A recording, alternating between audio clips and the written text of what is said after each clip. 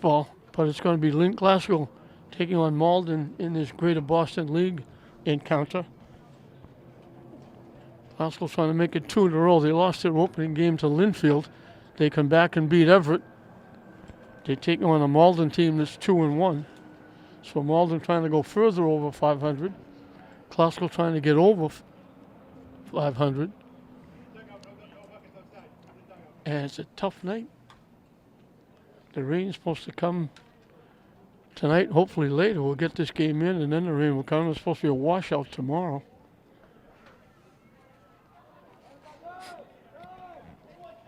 Jose Brayan, the left fielder, will lead off for Malden against Alfred Ventura.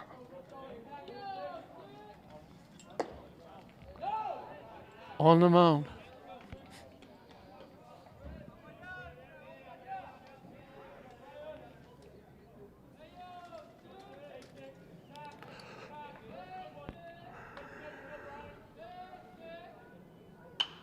Hit foul, out of play.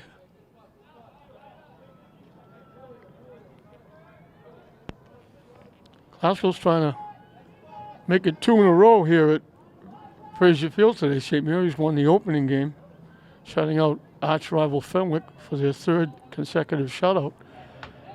Glasgow trying to keep their winning ways going after losing their first game to Linfield.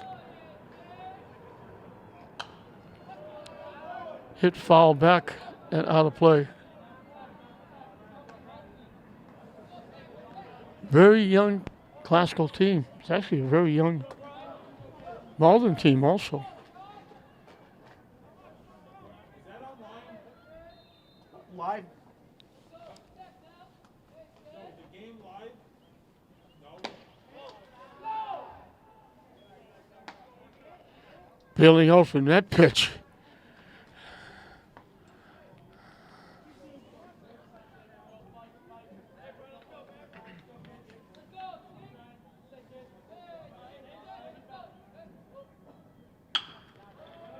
Hit to second base. Nice job by Armani Gerardo over to Calvin Reynolds. 1 up, 1 down in the first inning. Jake Simpson, the shortstop, will be the hitter.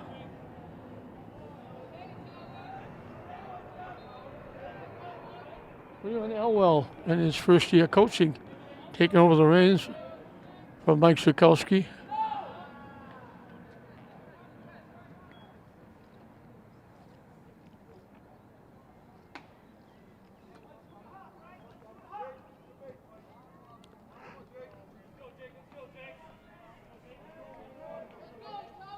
Six freshmen on this Glasgow team.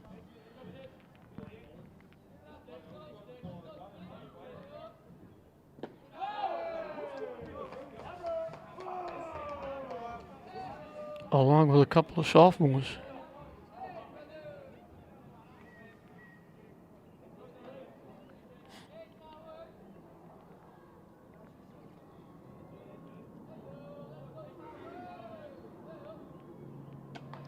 High and tight for a ball.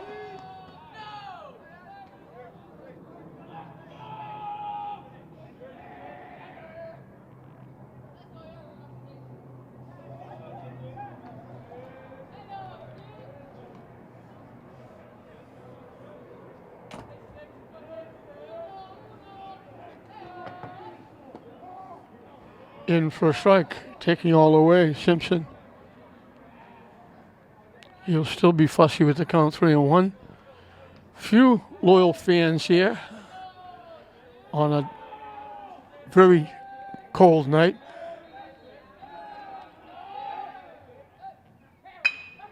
Hit the shot. Walsh with the play over to Reynolds. 2 ground balls, 2 outs. It's funny how it changes.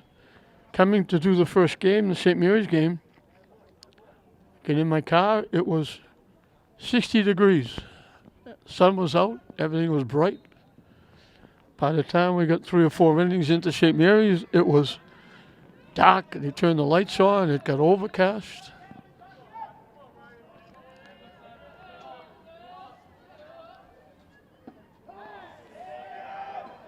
In for a strike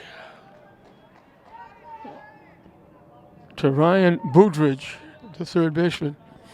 Action going on at Manning as usual. It's lacrosse over there now. There was a huge track meet earlier. Hit in the air outside first base. Reynolds gets his third putout in the first inning. An easy 1-2-3 inning for Ventura and the Rams.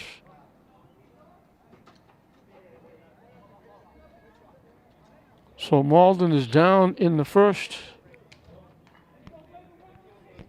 And Classical will have a chance to get on the board first. It'll be Amari Gerardo, the second baseman, leading off. Playing short and batting second, Mark Walsh. Rolke Brea, the right fielder, hits third. The gentleman with the 3 putouts, Calvin Reynolds, will hit in the cleanup spot. Third baseman, Christian Figueroa, will hit number 5. The pitcher, Alfred Ventura, will hit number 6. Batting 7th and catching is Hunter DeSea. Elijah Morin, the left fielder, will hit number 8.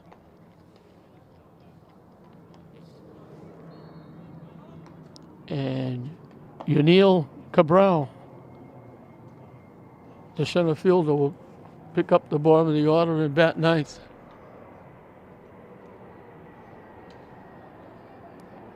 Ryan McMahon on the mound for Malden.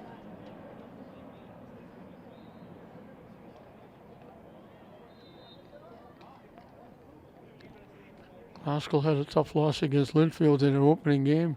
They were in it for a while, and Linfield pulled away with a couple of big innings in the 6th and 7th.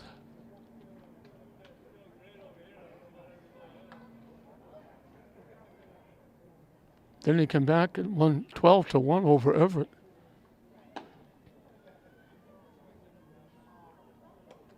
So it's either a feast or a famine so far for Glasgow. The Rams against the Golden Tornadoes of Malden.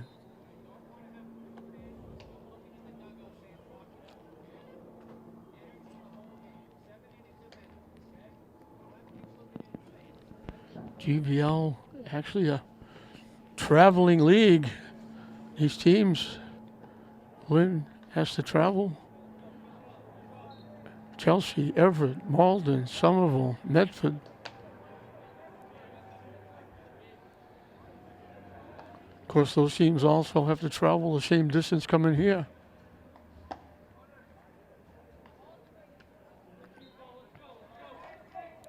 Amani Gerardo, pretty good basketball player.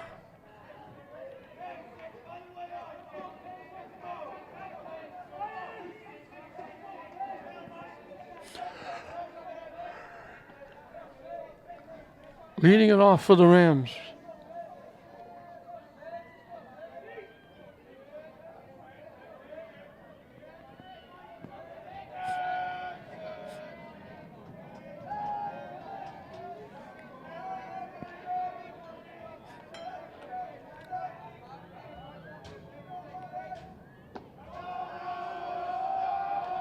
Fishing for a ball.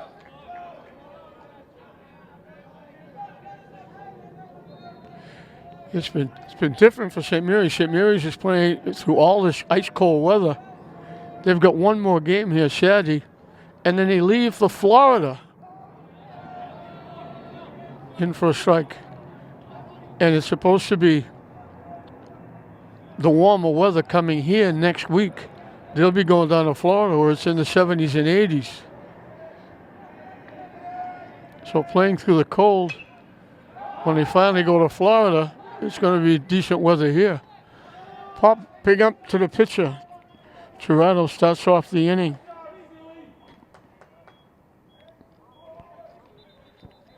Mark Walsh, the shortstop, will be the hitter.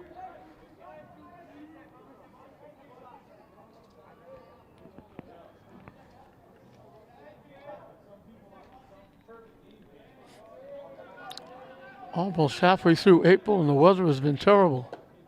Swing and a miss. We had that snow and slush the other day. I couldn't believe. Now the ice cold weather. I don't remember wearing gloves keeping score for baseball. That one bounced out in front of home plate. And it's 1 ball and 1 strike.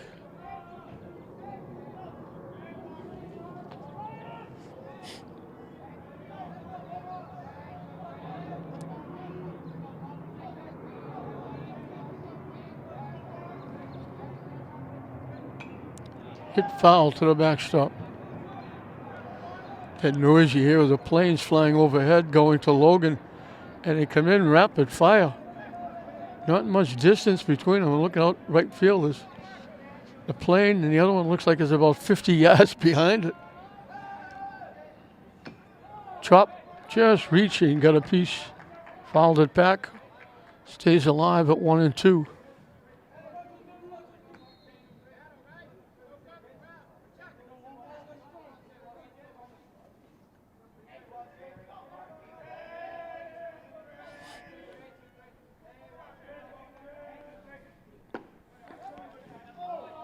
Call, 3rd strike.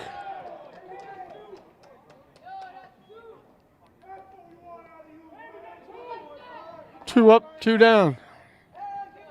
Roki Brea, the right fielder, is the hitter.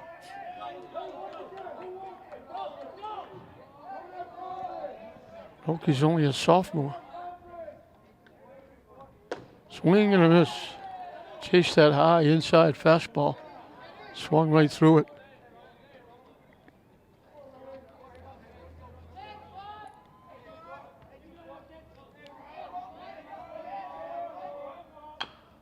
Chop right back to the mound. And the pitcher, McMahon, makes his second play. So both teams down 1, 2, 3. Pitching controlling. We played an inning and we're still dead even. Classville nothing, Malden nothing going into the second. Zeke Nolsaint, the center fielder, will lead it off for Malden as we start the second inning.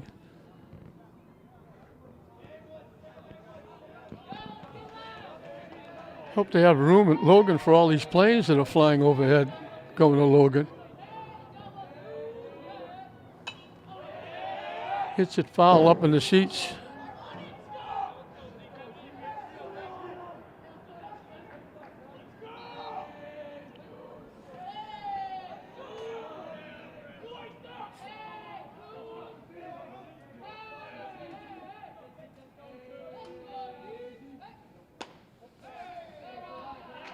Just missed outside.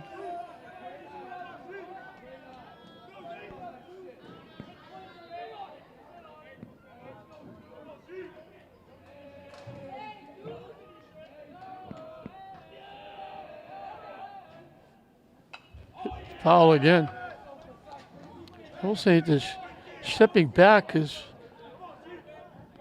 right foot is his back foot is stepping back towards the classical dugout. Swinging at these pitches.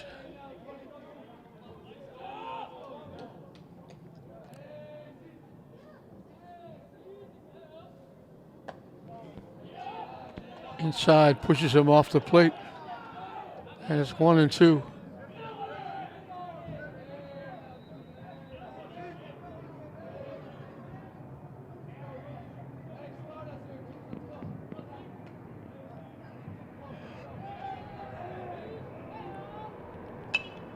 Hit foul again. Up in the seats. That bounced back right at the few fans sitting behind the Malden dugout. The bouncer came right hit him in the back. Luckily he was off the bounce.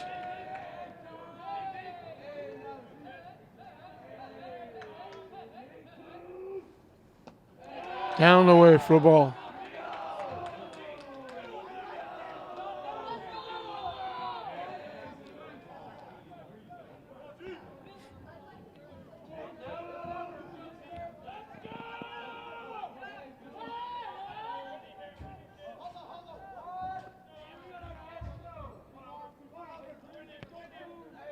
Payoff pitch up and coming. He's been hanging around hitting foul balls. And he hits another one back towards Western Avenue.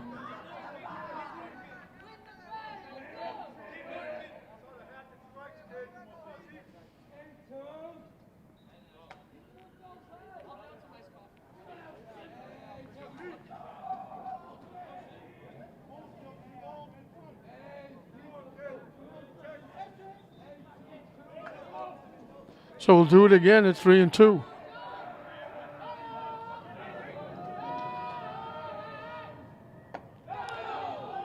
Gets out of the way of that one for ball 4.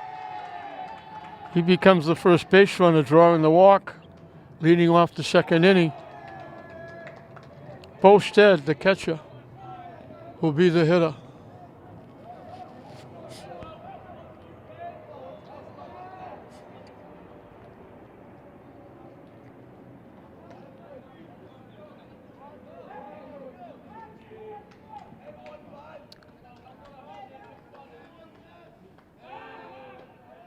Last game we did with Glasgow, they played Somerville. Somerville just ran. Every time they get on, they stole second. They stole third numerous times. They had almost 20 stolen bases in the game. Big jump, no chance. He's in with a stolen base easily.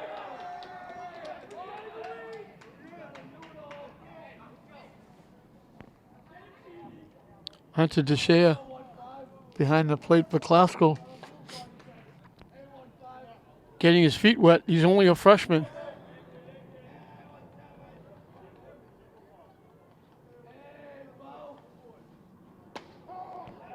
Good pitch on the corner for a strike.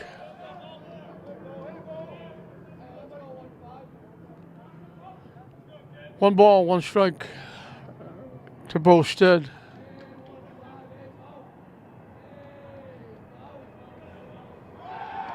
Swing and a miss. They take off for third. He steals third. The batter struck out.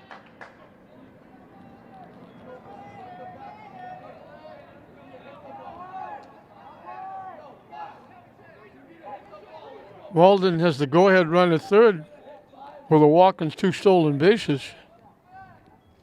Ryan McMahon, the pitcher, can help himself.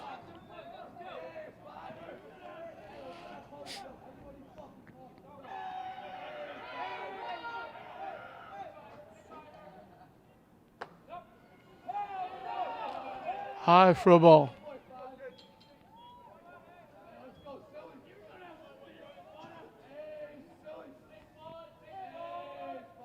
Glasgow brings the infield in. High and tight. It's 2-0.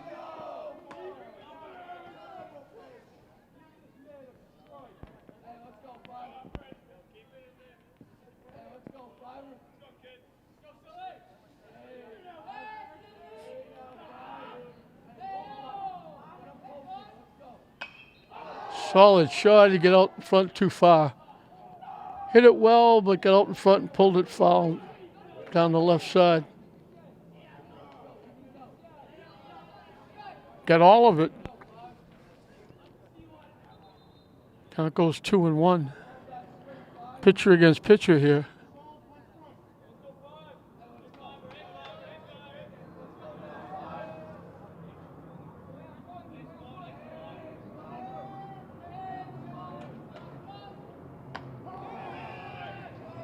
In for a strike. Evens the count at 2.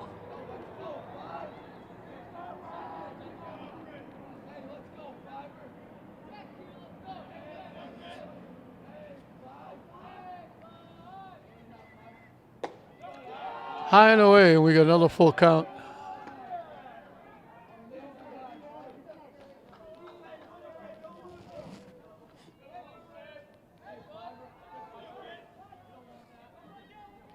So another payoff pitch up and coming.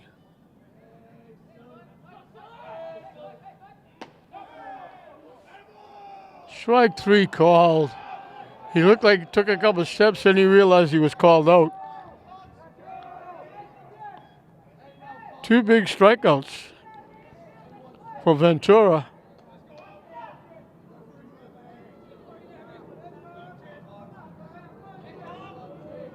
Ryan Cogswell, the second baseman, takes it high for a ball. Malden trying to get out in front with a runner at third. Ventura, the pitcher, trying to get out of it. He struck out the last 2.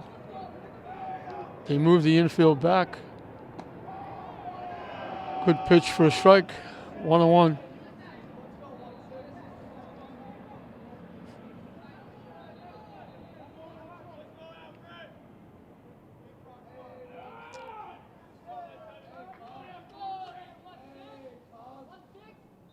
Chopped foul off his foot. Glasgow 1 strike away from getting out of this and keeping Malden off the scoreboard.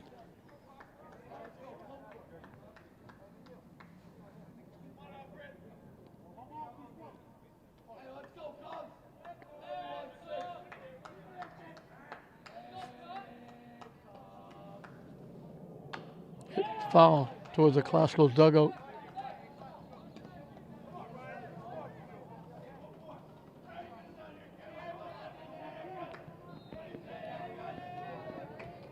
We'll do it again at 1-2.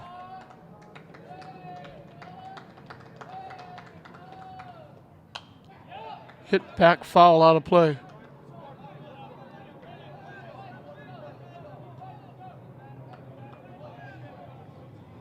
Count stays 1-2.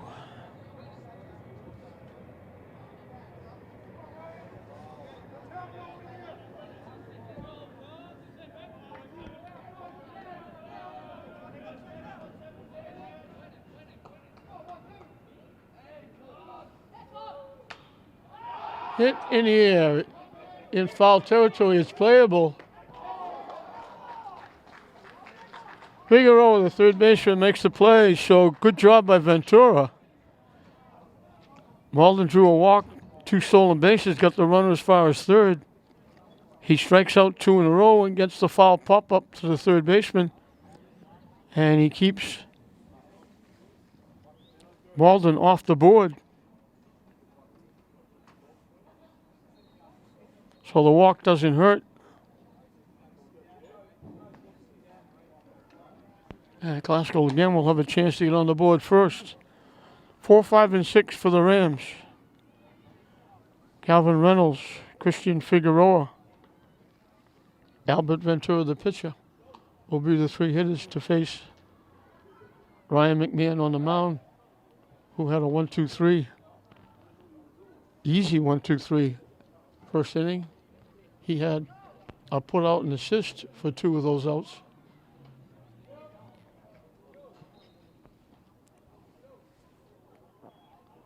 Field is in absolute perfect shape. What a great job they did getting it ready, especially after that snow and the slush, the rain. It's used quite a bit. Fisher College is here. They practice quite often. They'll play their games here. The Navigators will be here starting, I believe, next month.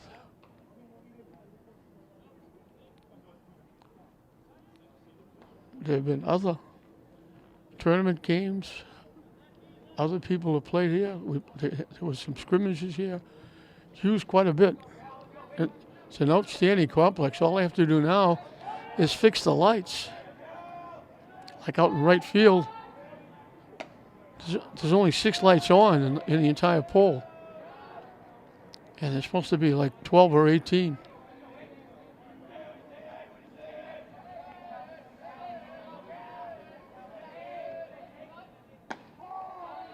In for a strike. Calvin Reynolds, the first baseman, had 3 putouts in the first inning. He's leading off, hitting from the left side. Up and away for a ball.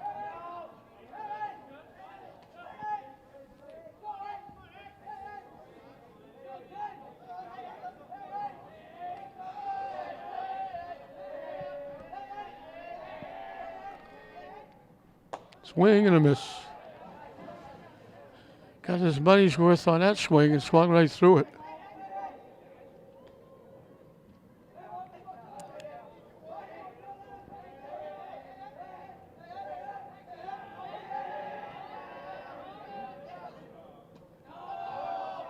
Just inside.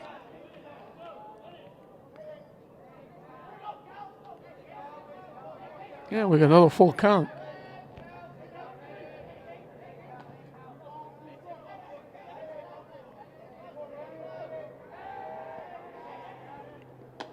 And that's ball 4. So Reynolds becomes the first base runner. So they match Malden. Both teams had 1, 2, 3 in the first inning. Malden got a leadoff walk to start the second, stranded at third. Classical gets a leadoff walk starting their half of the second inning. And it brings up Christian Figueroa, the third baseman. Down and away for a ball. Nice job by Stead to go get that one. Keeping the runner at first base.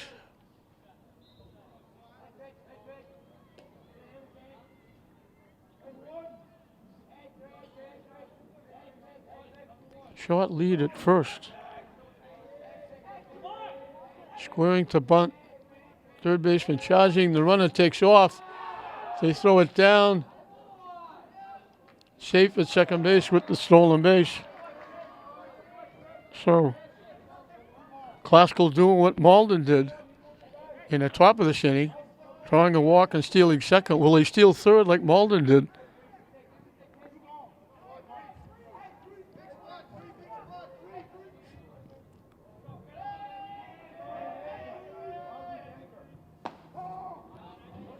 In for a strike.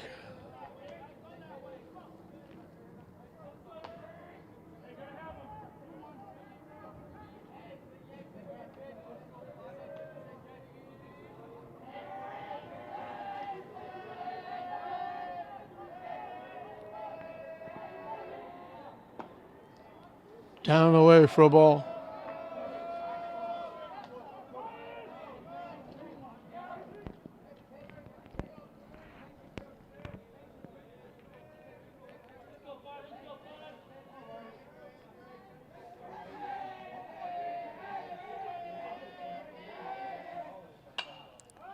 Hit in the air.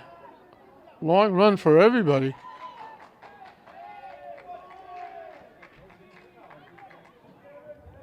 It bounced in for a base hit behind the second baseman, between the right fielder and center fielder. So Figueroa gets the first hit of the game. Classical has first and second with nobody out. The pitcher now can help himself. Alfred Ventura, the hitter. Let's see if they play small ball.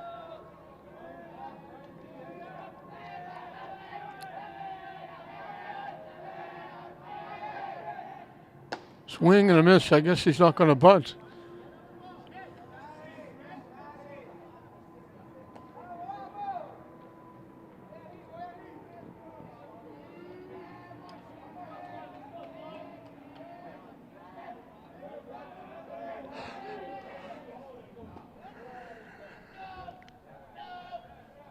Hung inside for a ball.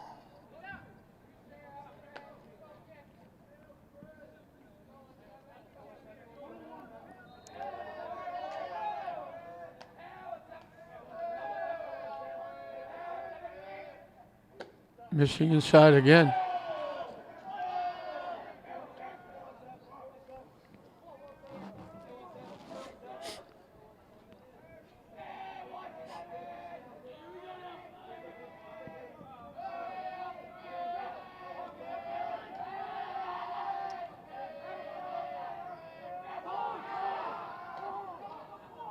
They call a balk. They call a balk on the pitcher. He started to go to the mound, then turned it through to second base. The balk is going to move the runners up. If you move to the plate, you got to throw to the plate.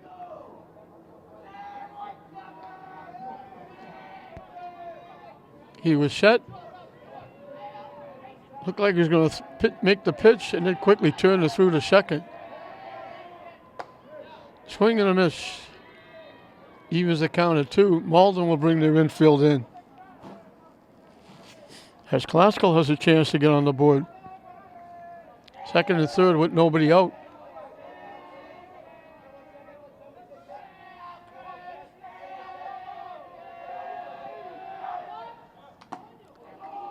Hit foul off the catcher. And we'll do it again at 2-2.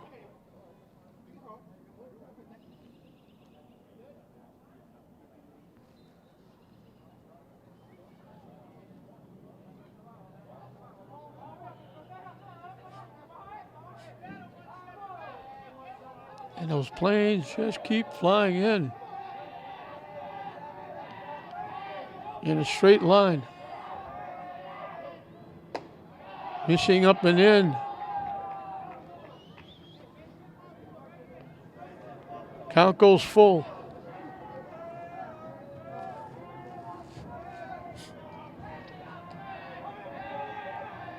I don't know if it's starting to rain. Hit foul. That's going to go up in the sheets. It's supposed to rain starting tonight, and it's supposed to be a washout tomorrow. We were hoping it would hold off until we got the game in. But the fans are starting to come underneath the covering behind home plate because the rain is starting to come down. Swing and a miss for strike 3.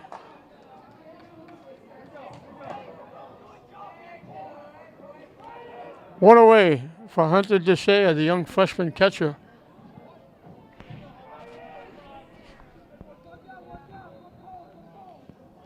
And it's starting to rain pretty good.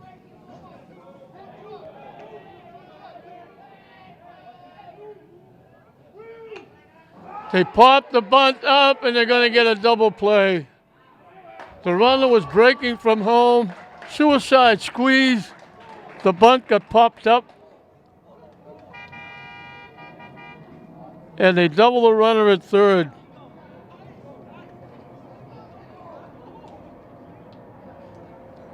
So Classical has second and third with nobody out.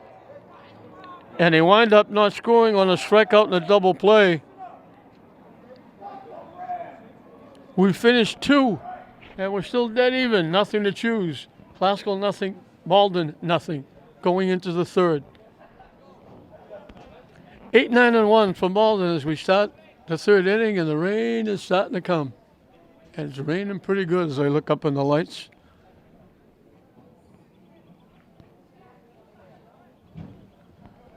So Malden survived the scare in that inning. Second and third, nobody out. A strikeout, and then they try to squeeze the runner in. It wasn't a safety squeeze. The runner at third was flying home. And he was out by the pitcher could have ran over the third and made the play himself, and he caught it near the first baseline. Chris McDonald, the first baseman, is the hitter for Malden.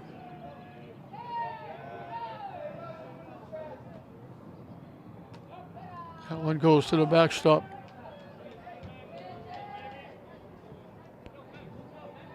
I don't know if it's halftime of the lacrosse game or if it, I would assume it's halftime. They're going to the locker room.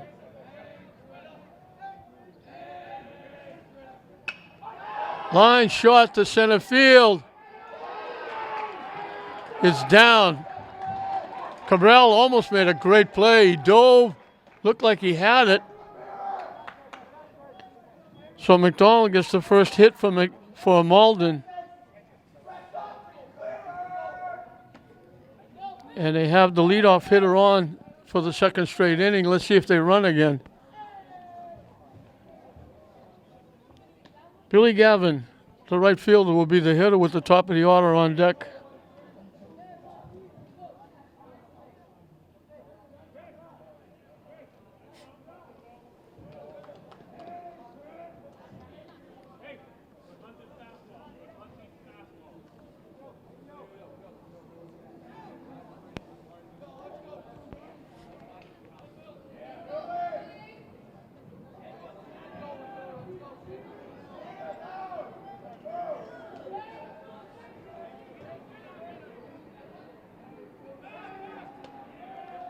Diving back at first is McDonald on the throw over.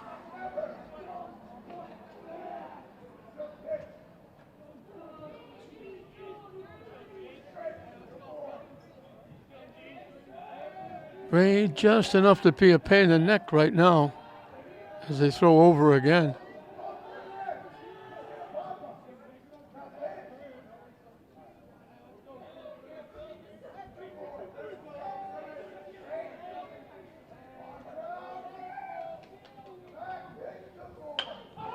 Hit in the left field for a base hit.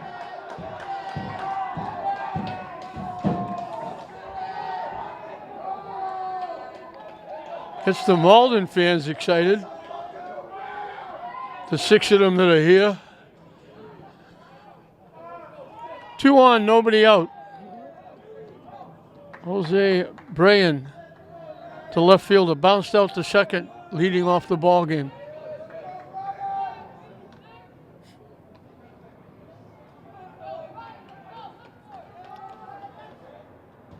And we're going to get warm-up action for Classical. Hit to center field. Coming on. Nice job by Cabral with the running catch.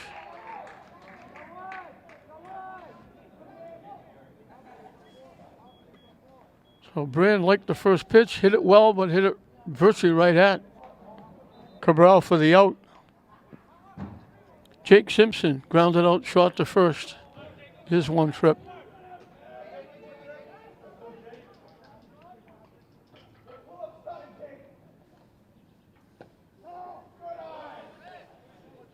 In for a strike.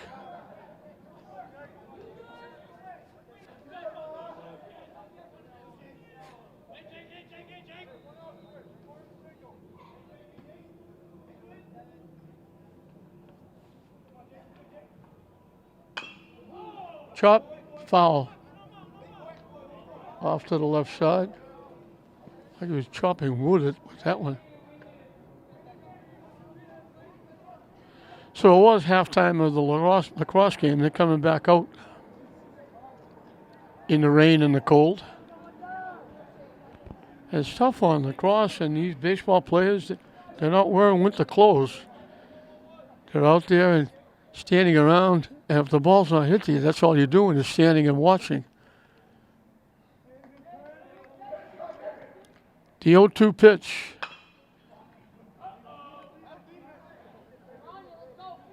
Chops it foul again past third.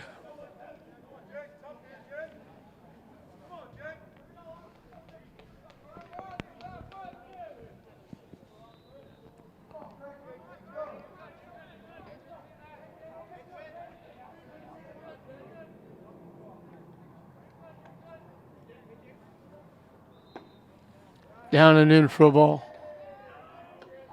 Almost everybody has gone underneath the covering. There's a couple of Brave fans that are staying out.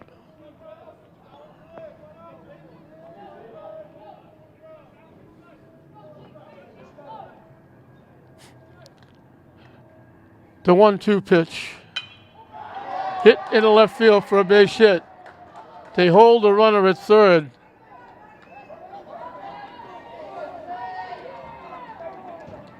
So their third hit in the inning loads the bases.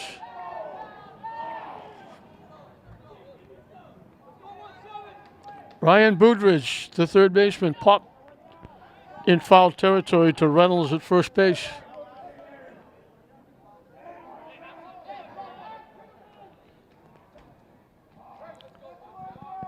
So 3 hits in the inning have loaded the bases with 1 out. Down the way for a ball.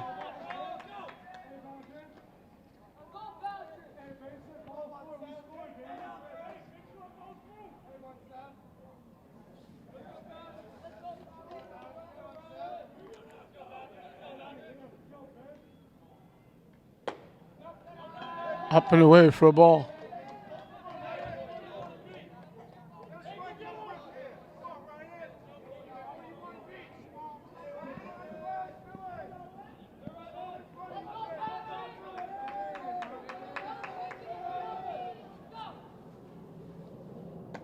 Chase, that pitch was out of the strike zone. So instead of 3-0, it's 2-1. Ventura got some help with that pitch.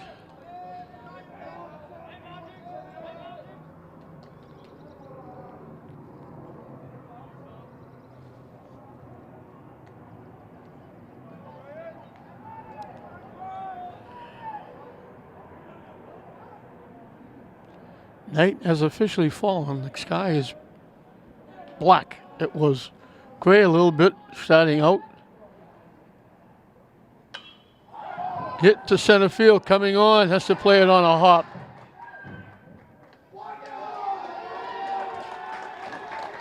Everybody held up. They didn't know whether Cabral would catch it or not. So Malden gets on the board first, punching 4 singles. The bases are still loaded for Zeke Nolsaint, who drew a walk, stole second, stole third, and got stranded there. Hit to right center field. It's in the gap. That's going to go all the way back to the fence. It's going to clear the bases. They're going to hold him with a triple. He got all of that one.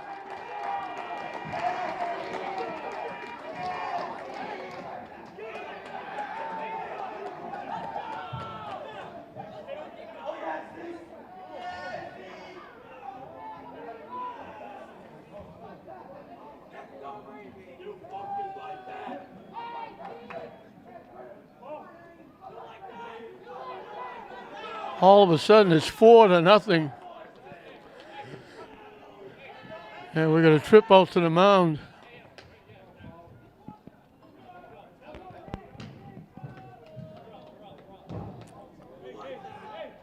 Nolse jumped on that pitch and drilled it to right center field and went all the way to the fence. He can fly. He's the one that stole 2 bases. He flew around, got the third, emptied the bases, getting 3 RBI.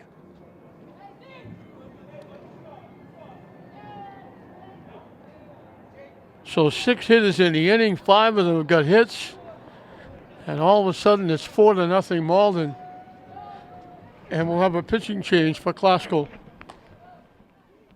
Brandon Owenesian is the new pitcher for Classical. So Ventura goes 2 1/3. He retired. 6 out of 7, giving up only a walk through 2 innings. But now he's given up 5 base hits and 4 runs.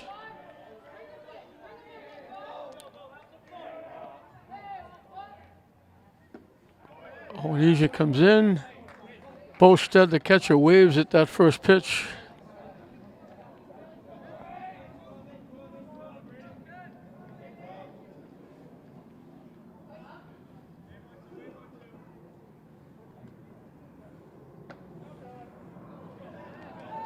Missing inside.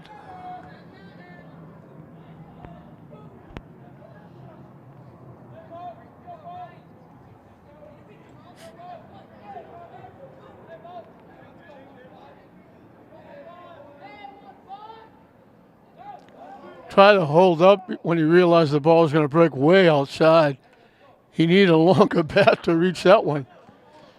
He swung at it. He was getting ready to swing. He couldn't hold up. And it's 1 ball and 2 strikes. Swing and a miss for strike 3.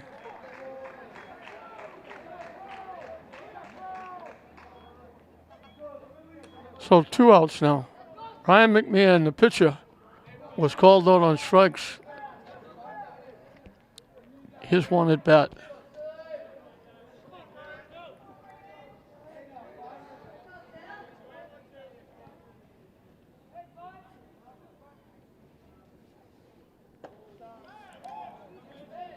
Tucked away from that one. It broke back, but just missed inside.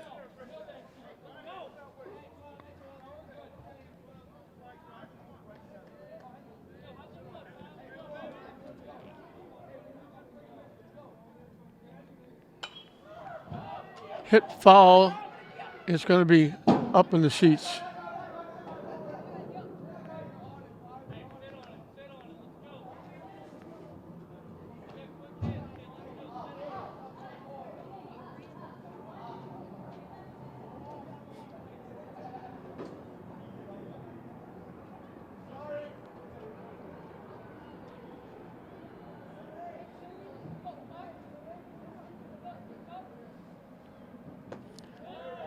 Forgot to let go of that one. That was way up inside.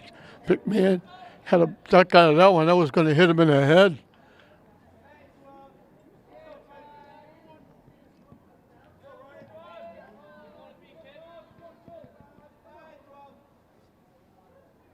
Swing and a miss. Yeah, we have deuces wild. 2 balls, 2 strikes, 2 outs. Here in the top of the 3rd inning, a big inning for Malden.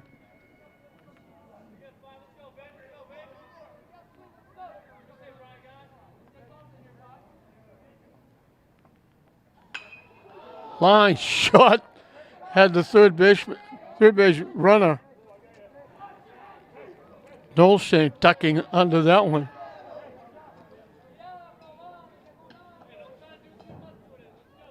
Rain still coming down pretty good.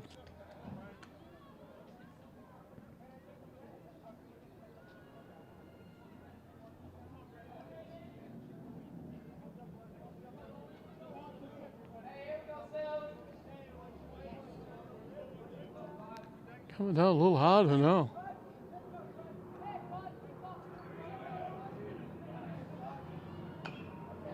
Hit foul to the Classical dugout.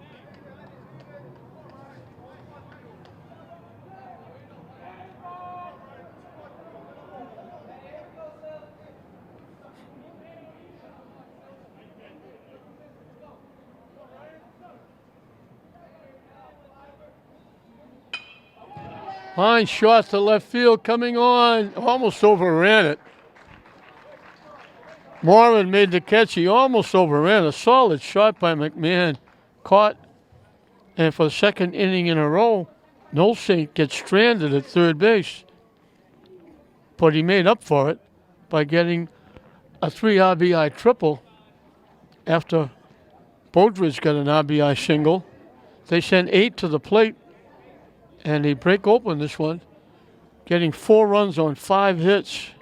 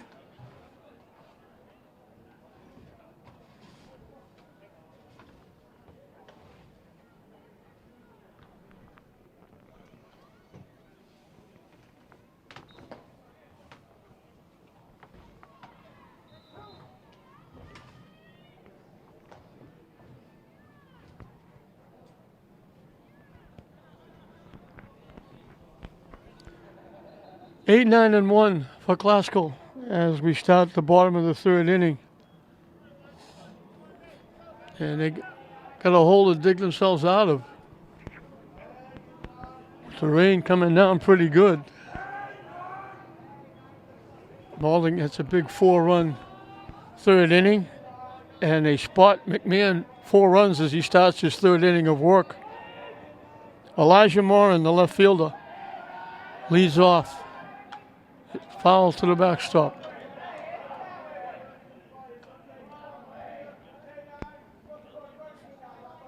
The wind is not as bad. The flag is dead on the pole out in right center field. But it's still damp and cool. Lined in the right field for a base hit.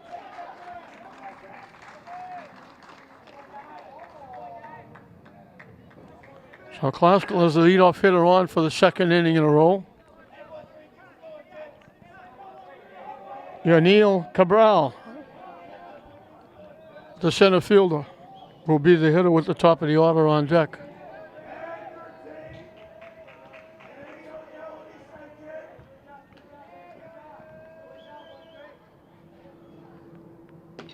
Down and away for a ball.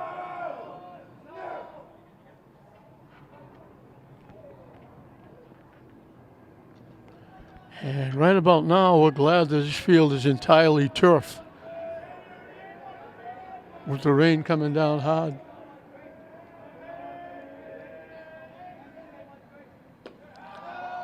Down and away again. Stead, a couple of times, had a bounce to his right. Stopped that from going to the backstop.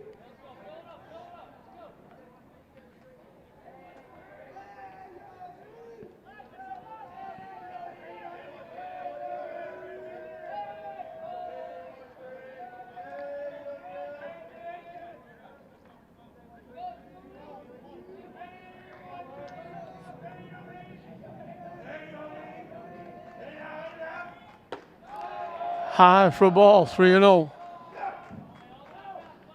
little tough now. Ball's going to be wet because the rain is really coming down hard.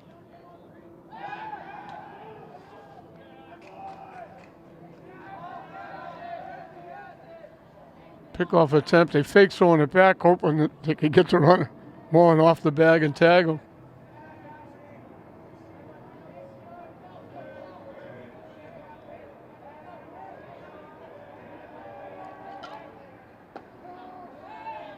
In for a strike.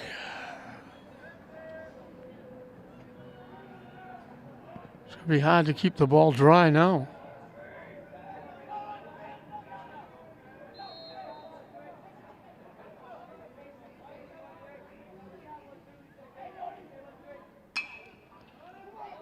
High and deep to right field. Right fielder over.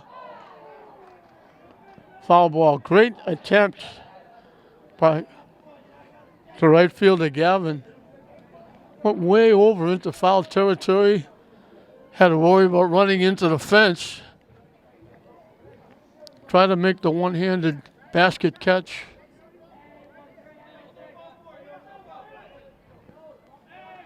So we'll do it again at 3-2.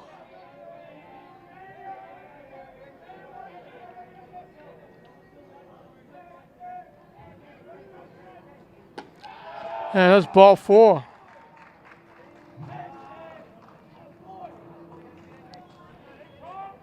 So the first two base runners reach. Almari Gerardo, the leadoff hitter, second baseman, popped to the pitcher in the first inning.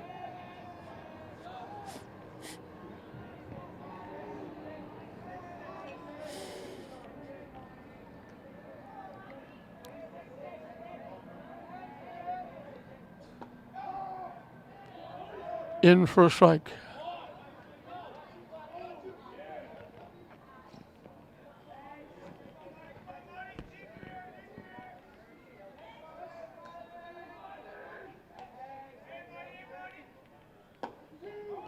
Good curveball for a strike. It's 0-2. Classical doesn't have to get all 4 of them back. They got a lot of time. It's only the third inning, but they'd like to get 1 or 2 here. Close the gap.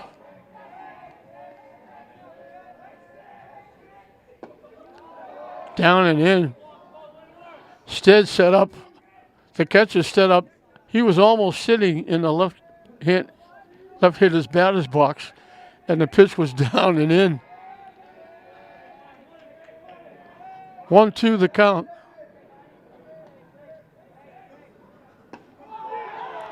Gerardo knew it. As soon as it went by him, he just turned around and walked to the dugout. The curveball broke in for strike 3.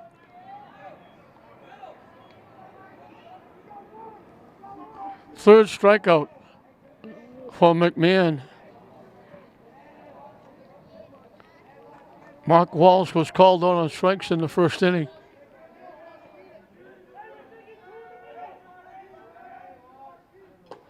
Foul tip held on to by Stead.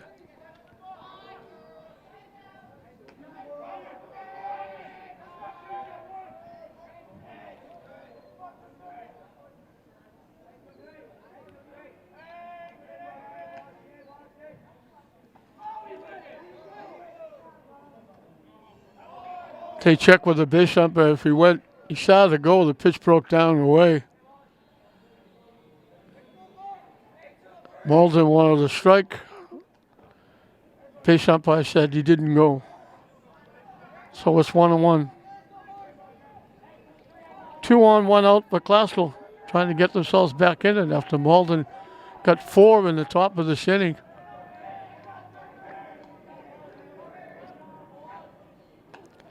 That went behind the hitter. That's a major league wild pitch. He had to step toward home plate to get out of the way of being hit by that pitch. So the runners move up to second and third. Takes away a potential double play or any force out in the infield.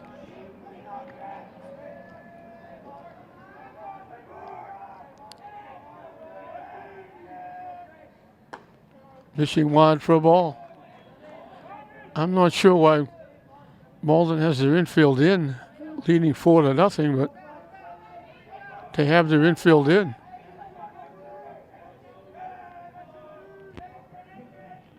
Three 3-1 the count to the Rams shortstop, but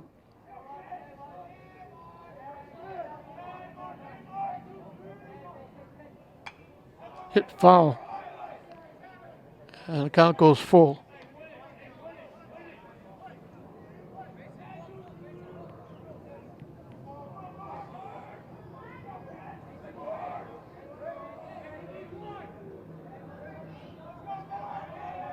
The payoff pitch.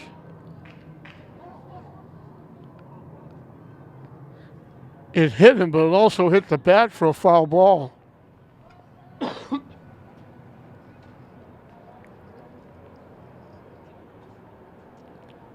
They're looking for a hit batsman. Now the train is coming out, but he says he's okay. It hit him, but it hit the bat at the same time, so it's a foul ball. Malden got a break there.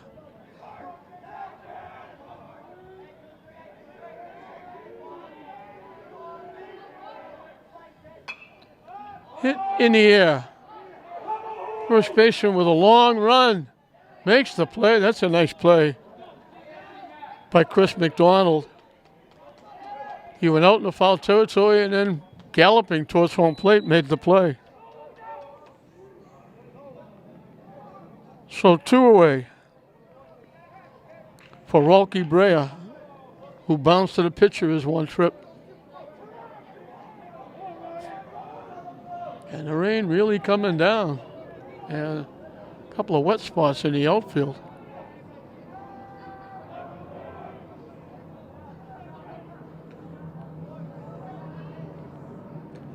Wait, why, what a great play. Stead had to go far to his right, dove and smothered that one. That was going to the backstop. That was going to be a run for the Rams. Very nice defensive play by the catcher, Stead.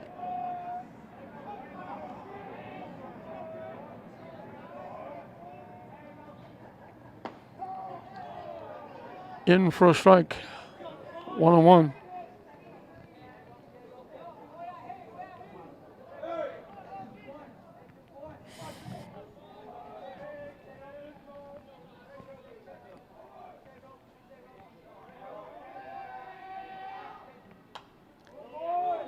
Hit foul. That almost came into the press box. We have 2 sections. There's a cement block separating the 2 sections, and it hit right dead center of the press box, but it hit the brick part, didn't go in the press box. We're not saved here for those. Hit off the pitcher into center field for a base hit. 2 runs are going to score.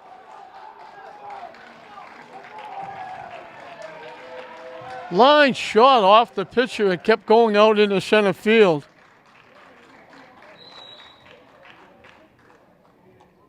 We hope he's going to be okay.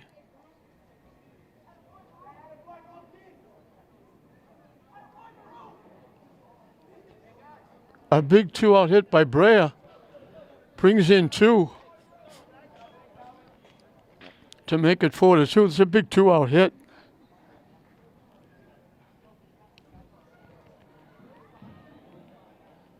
A line shot. Looked like it hit him around the arm. Didn't hit him in the hand, but around the arm, upper part of the body, and didn't stop it. It got deflected off the pitcher and it went out into center field.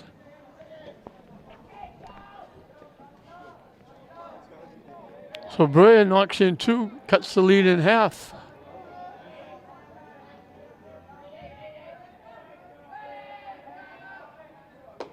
Up and away for a ball. Calvin Reynolds walked, stole second, went to third on a balk, and he was doubled up.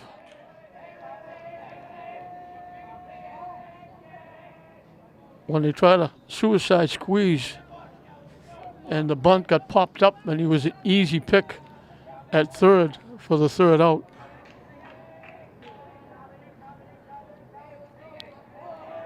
That was another inning when Classical had the first 2 on base.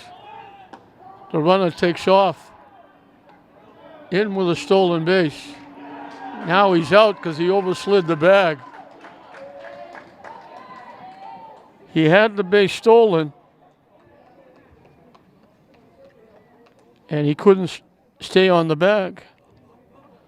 But Malden gets 4, Classical gets 2 of them back, and that's where we are as we finish 3 innings. Malden 4, Classical 2 going into the 4th.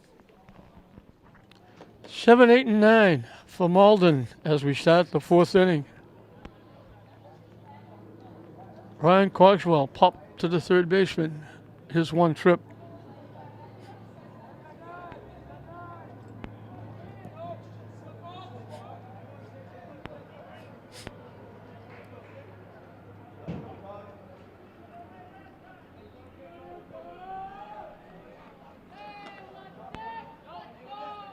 Missing for a ball. Brandon Owenesian will start an inning for the first time. He came in relief. Stop the bleeding. In for a strike.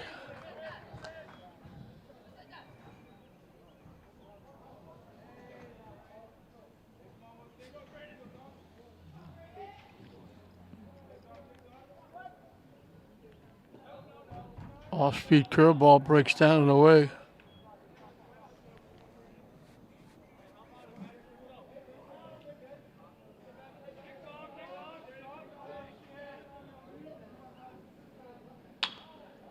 Chopped slowly. Very nice play by the third baseman Figueroa. If that goes to the shortstop, it's probably going to be a base hit. He cut it off, made a good strong throw over to Reynolds, and is 1 up and 1 down for Malden in the 4th. Nice defensive play by Christian Figueroa.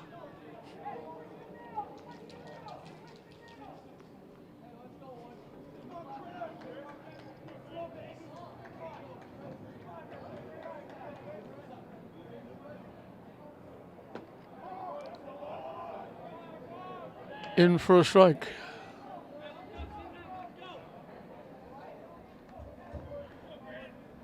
Umpire makes it very tough, what do we call them, balls or strikes. Not very emphatic. 1-1 the count.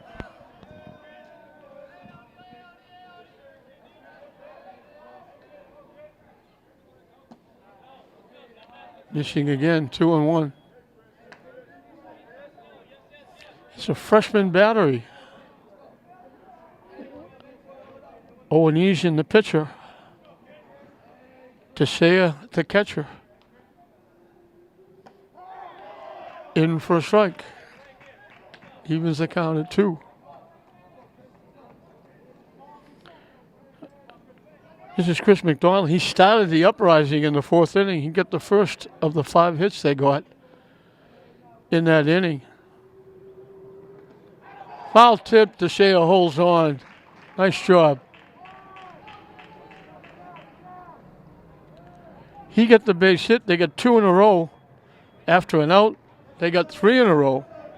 The big one, the 3 RBI triple by Zeke Nolsaint.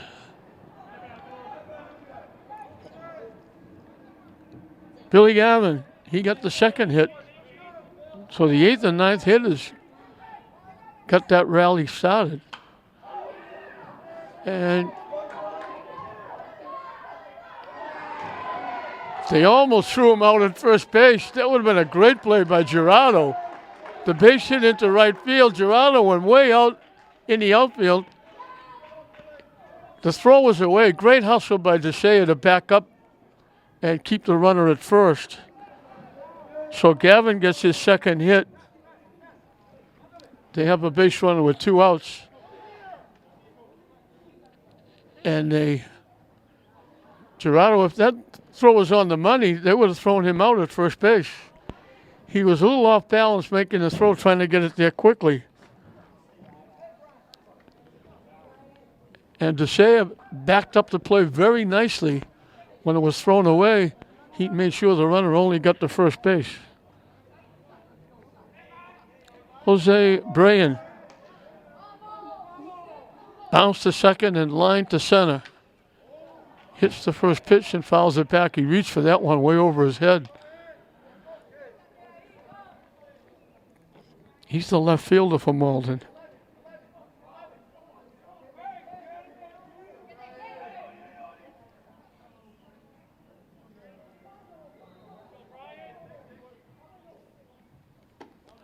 High for a ball.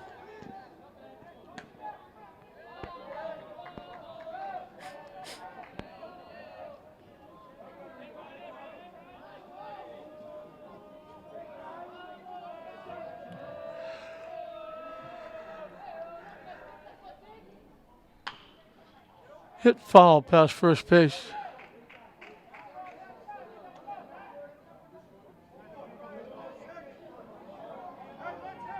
One, two, the count.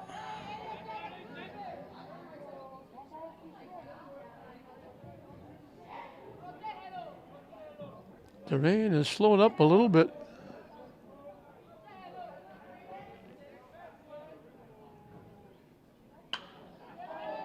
Hit to left field. It's going to bounce. So after 2 outs, back-to-back singles. And it'll bring up Jake Simpson.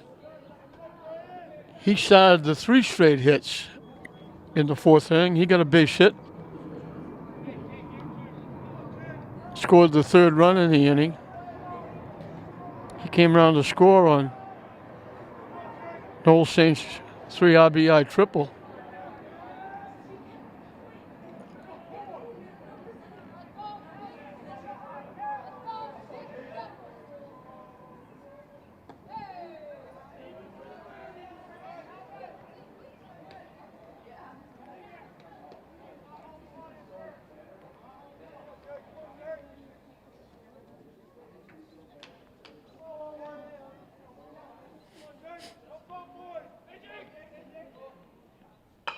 Solid shot. He got way out in front of it, drilled it foul. That woke up the third base coach as it rifled by him.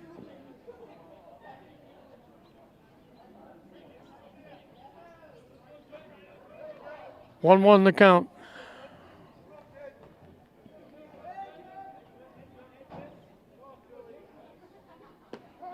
In for a strike. 1-2.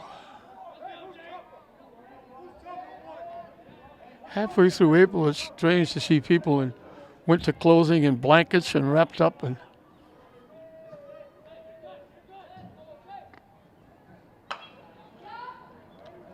hit to short. They make the play at second. Waltz to Gerardo.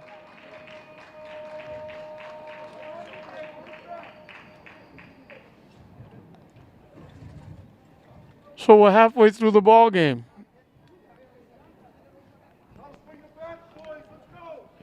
Malden leading Classical 4-2.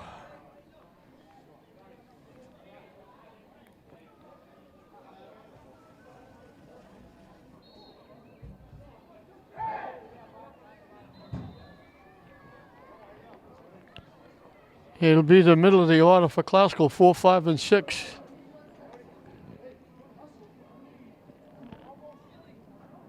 Classical's with 3 hits. Malden's got 7. They bunched 5 of them in 6 hitters in the 4th inning to score their 4 runs.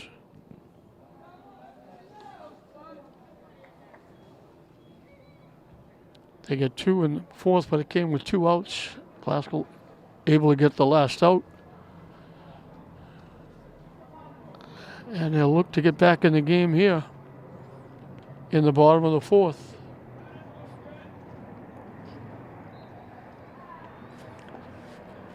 Greater Boston League action.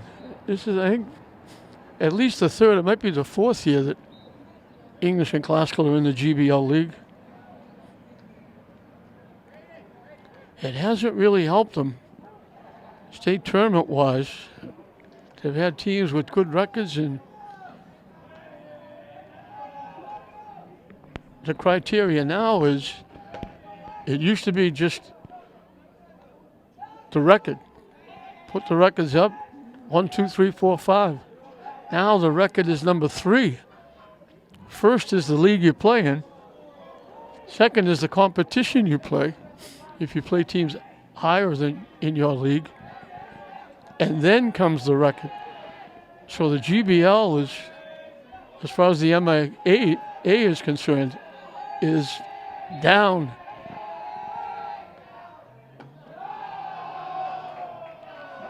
In the list of the list of leagues.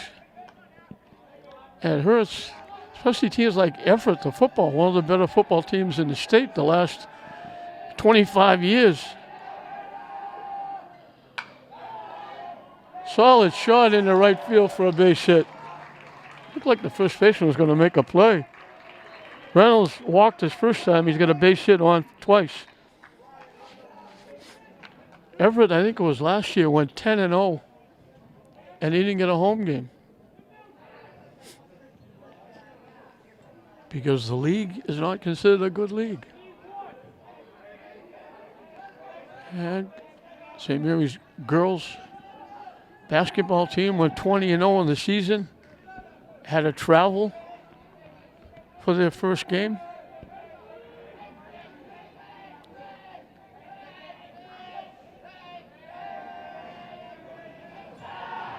And now the travel is, used to be north, south, east, and west. Now it's statewide. So now we got teams going to the edge of New York. We got teams from here, from Lynn, going to Cape Cod.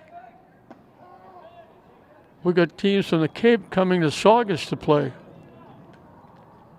It has changed dramatically. Christian Figueroa got a base hit his first time up.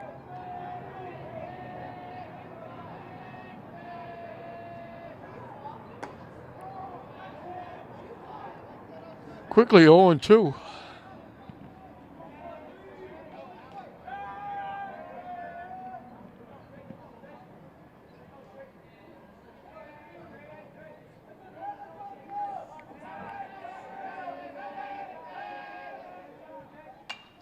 Hit foul off to the right side down that grassy knoll behind first base.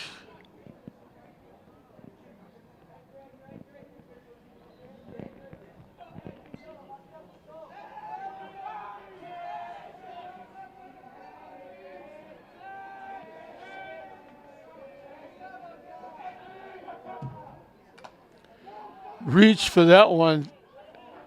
With 2 strikes, he has to protect the plate. He reached out and got a piece and tapped it off the catcher.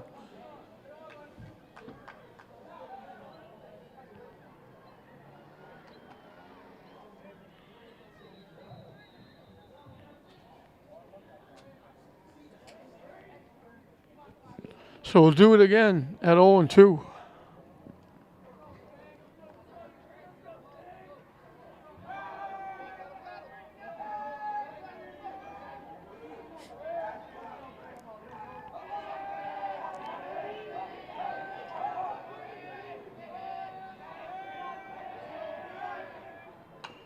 way inside, but again, he's got to protect the plate. Punches it foul off to the left side. The rain is almost stopped. But it'll be back.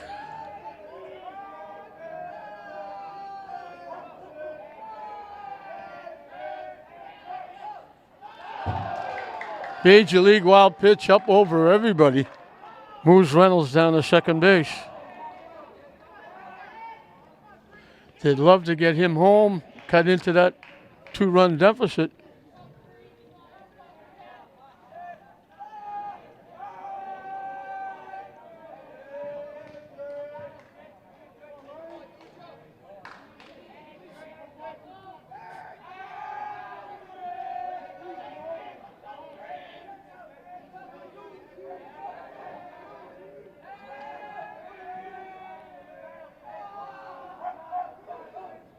And another pitch. Wow. To say that pitch was inside wouldn't give it justice. That was over the head, behind him. And Figueroa just saw his life pass in front of him.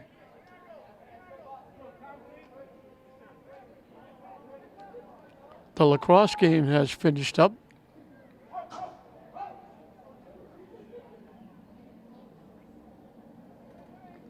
Now we got a conversation.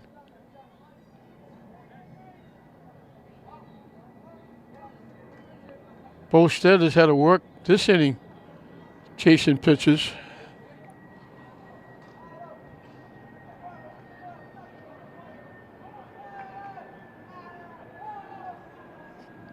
And they're going to have warm-up out in the bullpen.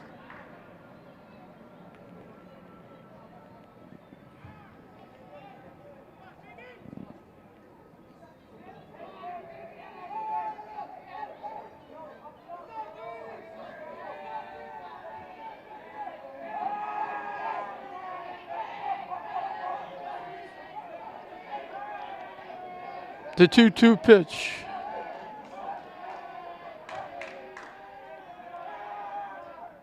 Way wide by the catcher to the backstop. Moves around the third. So Classical 90 feet away from making it a one-run Malden lead. A long at bat by Figueroa. He's hung in with a few foul balls. He was behind in the count. Now McMahon has to make a pitch. And again, Malden shortens up in the infield. Chased that pitch. It was down in the dirt. They throw the runner out, and the runner's going to score.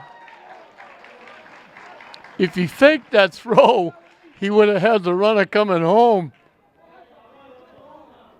Figueroa doesn't get an RBI.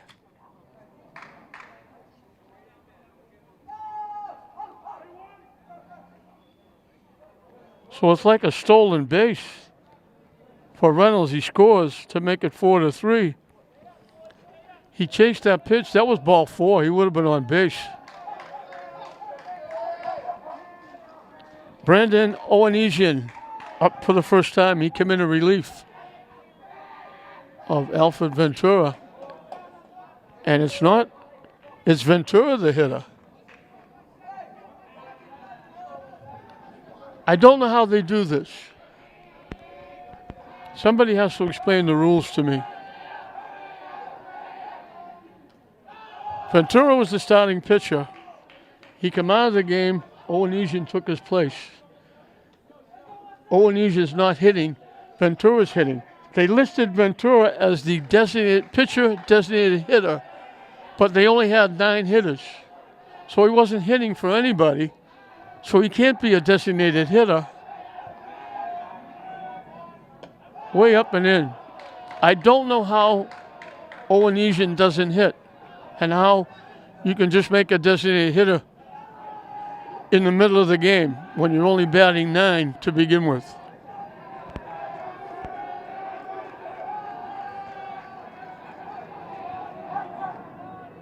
High for a ball. Almost looks like free substitution.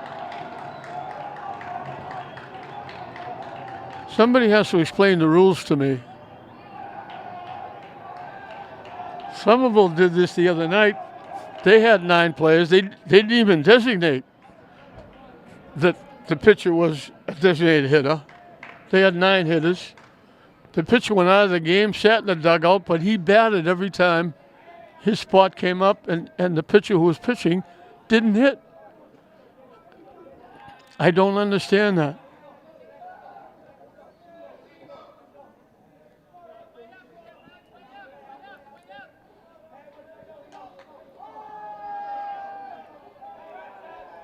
But this is Ventura.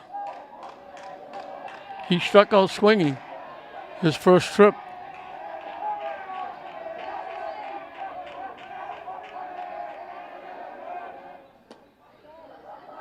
Missing inside for ball 4.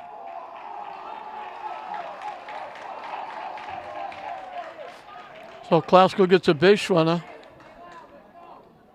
Hunter DeSea, he tried a suicide squeeze his one time.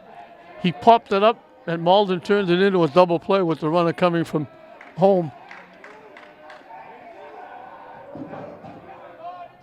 And that goes to the backstop. Wild pitches. The runner's going to keep going. The catcher didn't. He goes all the way to third. Ventura can fly.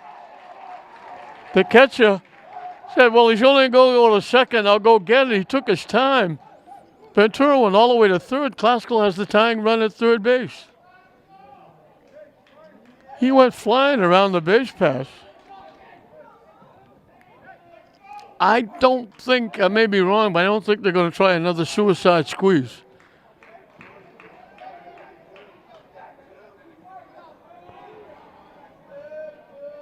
Now we're going to get a conversation on the mound, and that will allow Classical to talk to the hitter.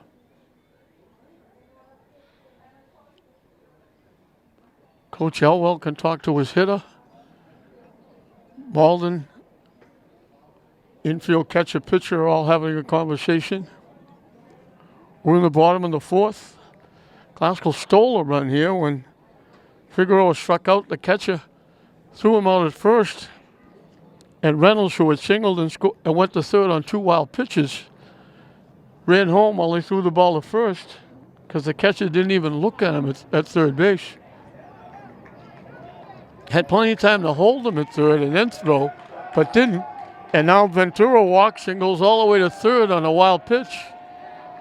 So 3 wild pitches have helped Classical in the inning. Malden with the infield way in. And DeSea makes him pay as he punches it by the drawn-in infield for a base hit. And Classical has come back to tie it up. So the young freshman punches it by the drawn-in infield.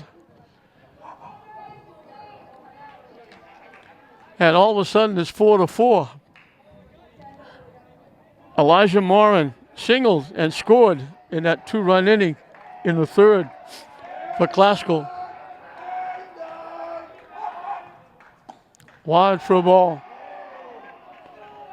So a hit, 2 wild pitches, a walk, a wild pitch, and a base hit has tied the game up and put the go-ahead run at first base.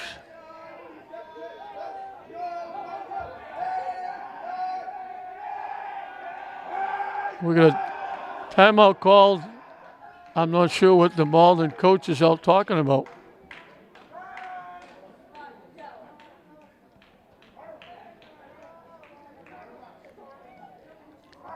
He may be talking about Ventura hitting and he left the game, and Owenesian is not hitting. So he might be bringing up the point that I brought up, that how do you have a designated hitter when you only have 9 hitters hitting? And I'm sure that's what they're talking about.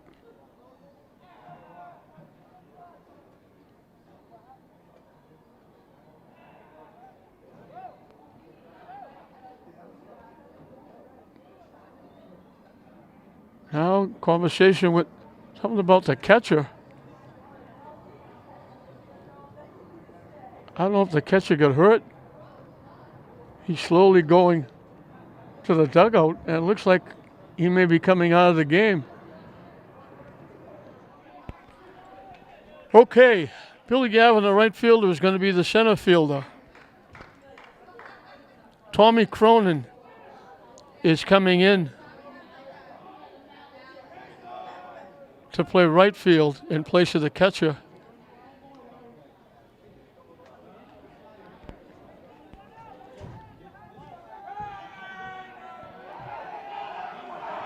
And Zeke Nolsaint is going to be the new catcher.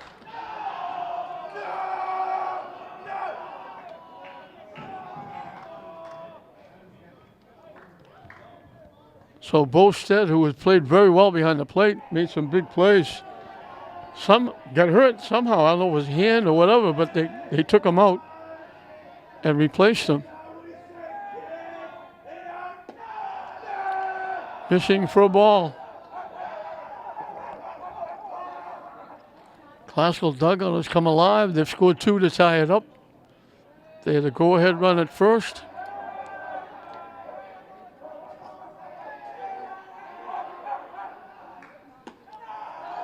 And the go-ahead run is now at second with a walk to Morin, who's on for the second time.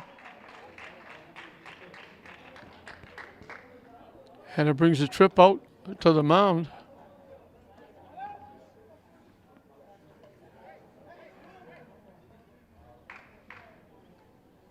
And we may be seeing another change as the trainer for Clausel's going over to check on Posted, who they took out, got hurt.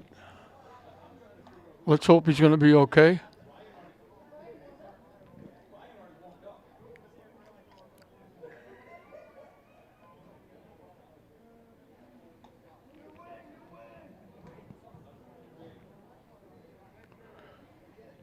So the pitcher, McMahon, is going to be removed.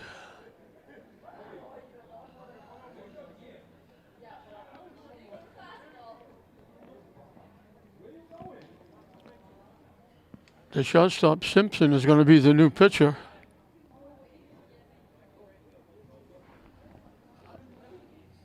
McMahon, I believe, is going to go to second base. And the second baseman, Cogswell, will go to shortstop. So Malden making changes all over the place here.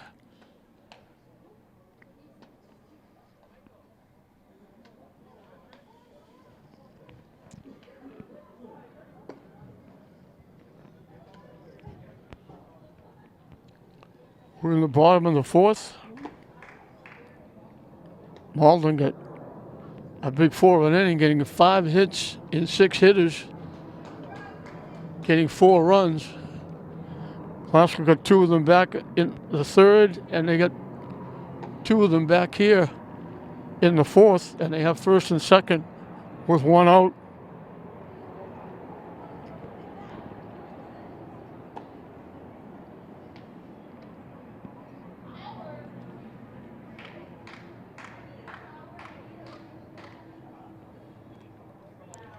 And Simpson is coming in to try and stop the bleeding. Clausel's going to have warm-up action as well.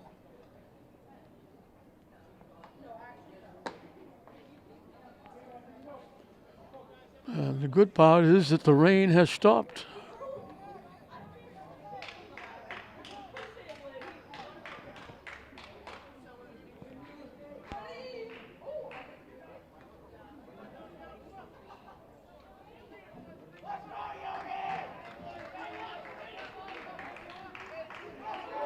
Yaniel Cabral drew a walk and scored a run, his 1 trip. So he hasn't been up officially, but he scored a run. Hit in the right center field, is going to drop for a base hit.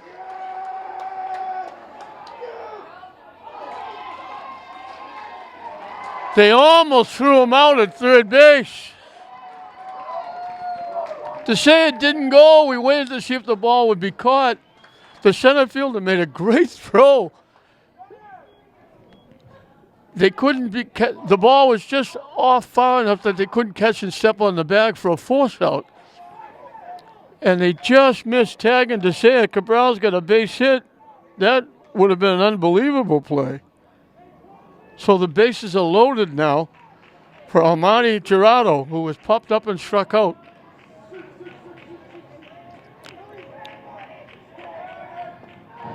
Fishing low for a ball. So what a turn of events. Malden looked like they were breezing. All of a sudden, Classville has tied it, and they have the bases loaded and one out. Missing for a ball, 2-0.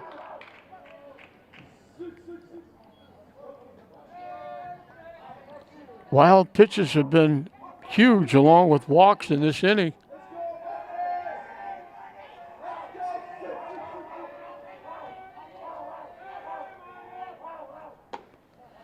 Missing for ball 3. Well, Classical on the verge of walking in with the go-ahead run.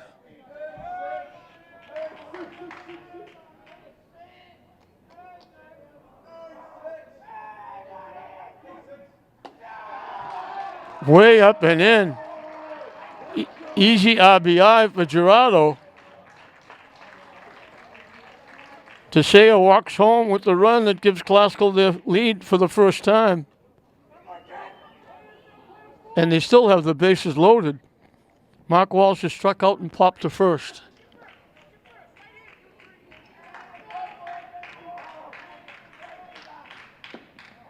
Missing for a ball.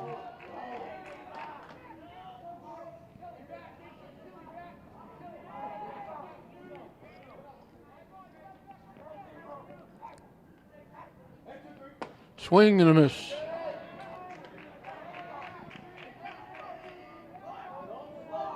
Walsh is the 8th hitter in the inning.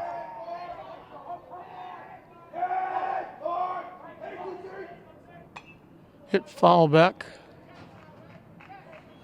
And the count goes 1-2. Rocky Brea on deck.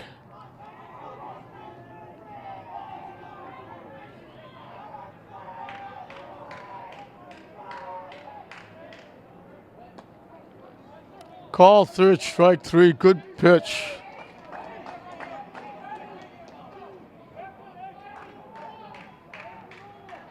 So 2 away.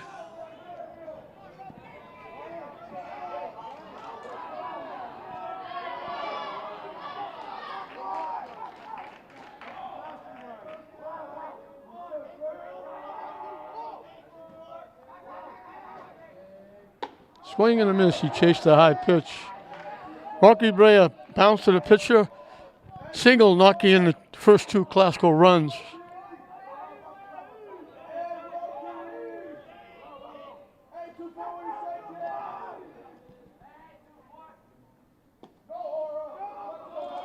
Off the catcher,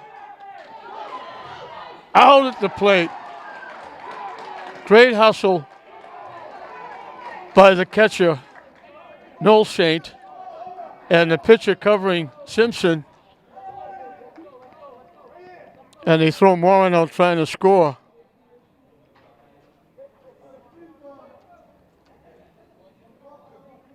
So they send 8 to the plate. They actually sent 9, but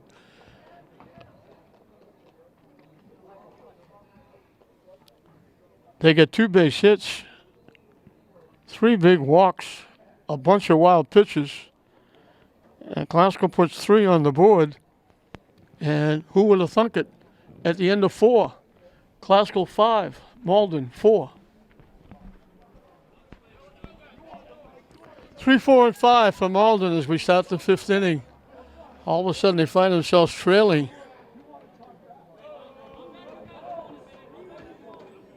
Ryan Bowridge popped to the first baseman, singled in a run, and then came around to score on the 3-run triple by Noel Saint. And that was the big 4-run inning when Malden took their 4-0 lead. Classical got 2 in the 3rd, 3 in the 4th, and they now lead it 5-4.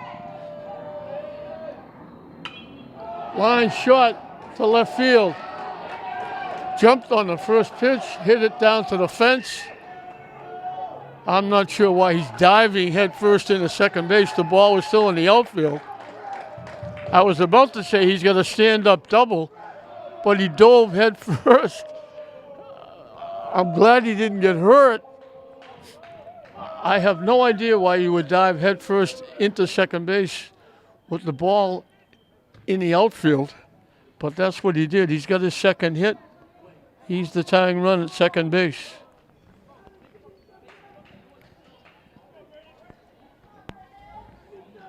Zeke Nolsaint walked, stole 2 bases, got stranded at third. Last time up, he tripled to right center field, knocking in 3, and got stranded at third again, but he knocked in the 3 runs to make it 4-0. Up and in for a ball. So Onesian on the mound is now the pitcher of record.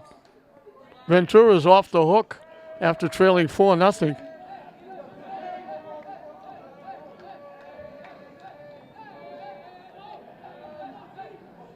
High and tight again. 2-0.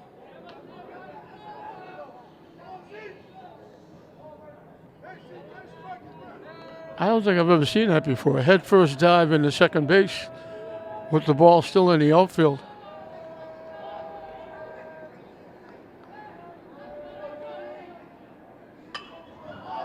Hit in the air to left field, going back, backing up, making the play. Elijah Moore went back and made the play. Nolsaint hit it a long way.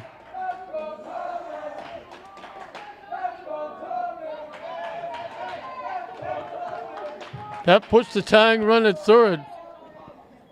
Tommy Cronin, who went into play right field when they replaced the catcher, he's hitting in the catcher's spot.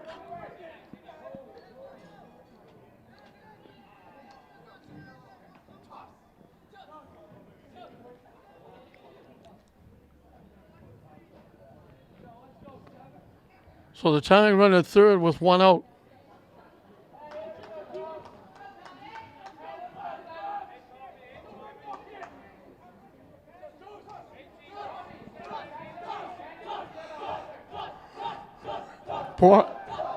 Barnes did a nice job going back and catching that fly ball. That was hit a long way.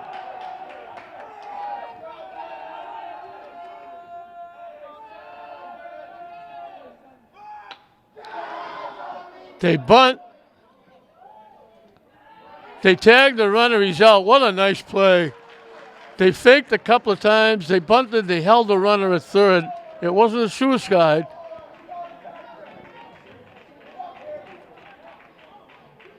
They bunted.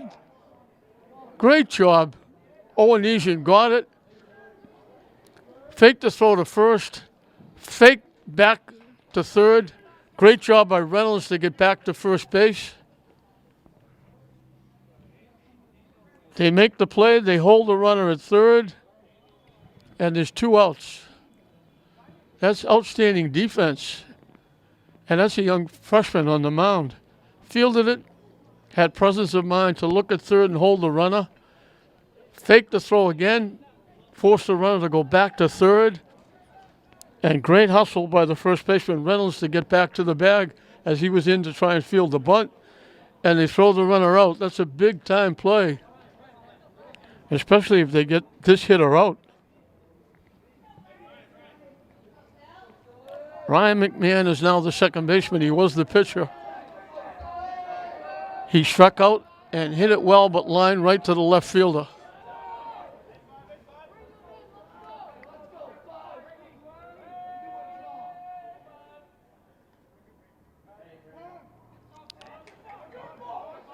Onesian took a little bit of time. The runner fake coming off the third base bag.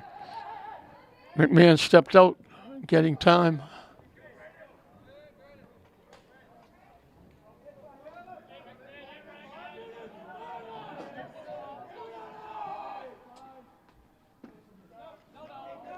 Hung inside for a ball. Broke late.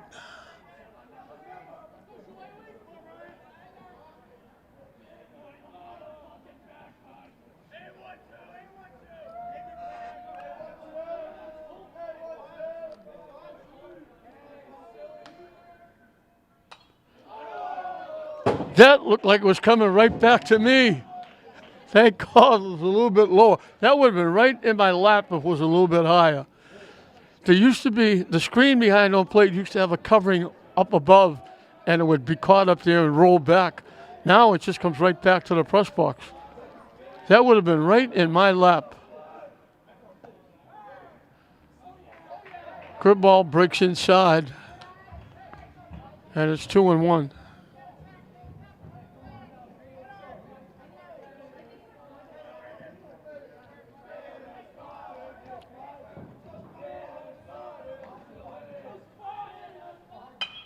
Line shot, big 2-out hit.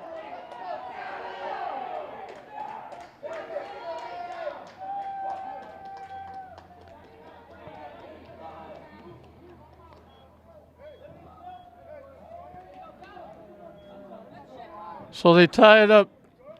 But Malden is showing me stuff I've never seen before. Diving in the second base head first when the ball's in the outfield. And now McMahon gets a base hit. And he's saluting and waving his arms, running to first base. Not paying attention whether the ball might have got away from the outfield. He might have been able to go to. They're celebrating everything. And then they celebrated with the first base coach. So they're showing me a lot that I've never seen before. But they tied the game up with a big 2-out hit by McMahon.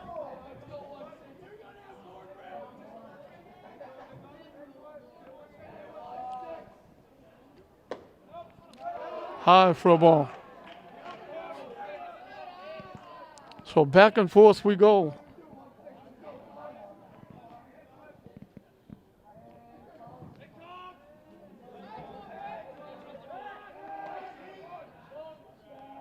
Quick throw over. Diving back is McMahon.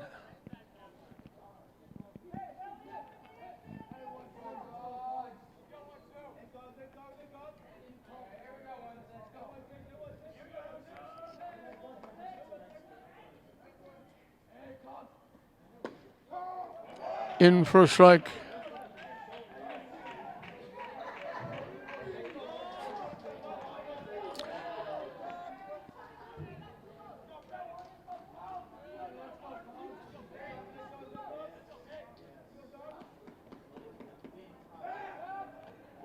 Back easily at first base on that throw. Standing up, McMahon.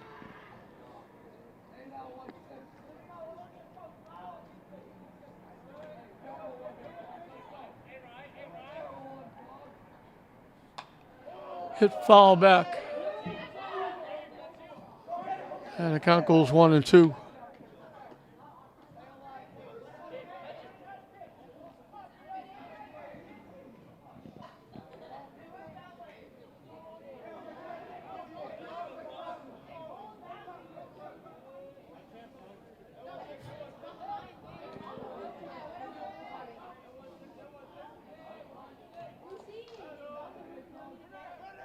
High and tight. Runner's going to steal second base easily. Got a good pitch to run on. You got a good jump. The pitch was up and in. No chance for Desai to throw him out. So the go-ahead run at second base with 2 outs here in the top of the 5th.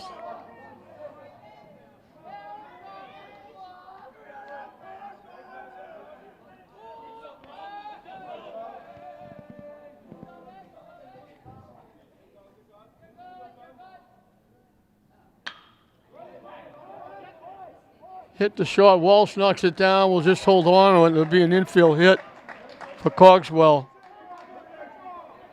Extends the inning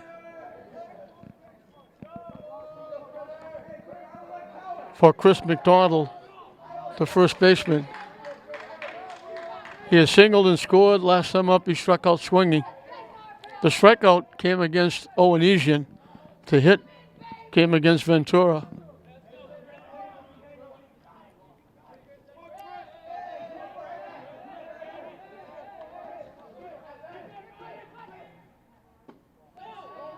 Down the way for a ball.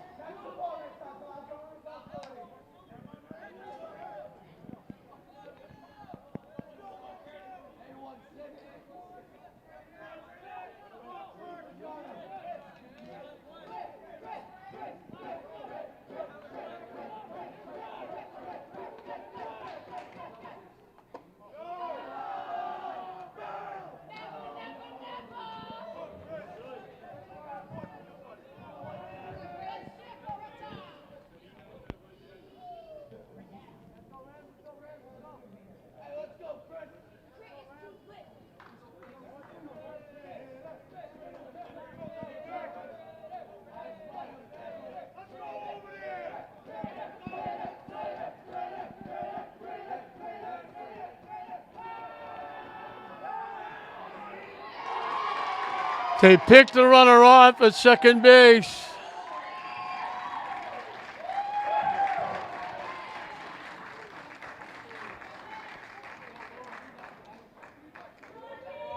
He was way off the bag, couldn't get back. So they get the big 2-out hit from McMahon to tie the game up after Bullridge led with a double.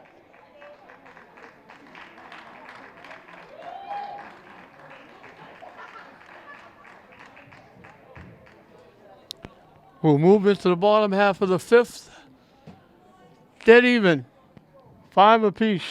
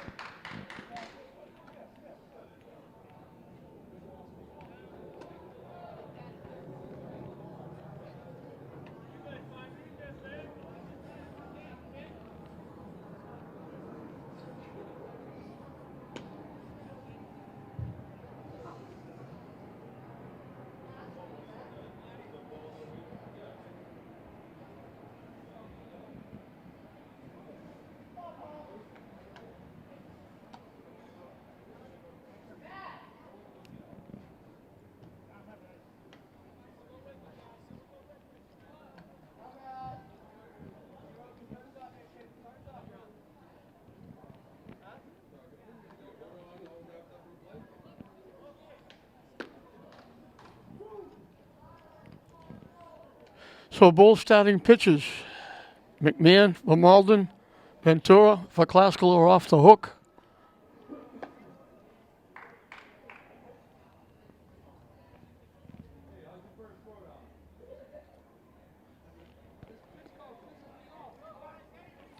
Three, 4, and 5 for Classical as we start the bottom of the fifth. Roki Brea bounced to the pitcher. His second time up, he got a single knocking in the first 2 runs. He was at bat when they threw the runner out trying to score from third base. Popped up, second baseman out, short center field. So 1 pitch, 1 out. They threw that runner out at the plate trying to score when the ball got away from the catcher.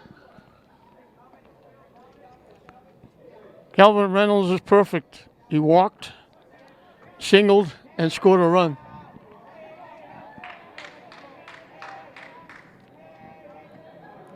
His was like virtually a stole of home. He was at third base. Hits it in the left center field, drifting back to left fielder. Doesn't catch it, it falls in. He looked like he had it. Reynolds winds up with a double. He was at third base when Figueroa struck out, and the catcher stepped out in front, took 3 or 4 steps down the first base line, never looked at the runner at third, threw the runner out at first, and doing that allowed Reynolds to just scoot home with the run. So Classical has the go-ahead run at second for Christian Figueroa, who has singled. As I mentioned, he was the one that struck out swinging and was thrown out at first base when Reynolds scored.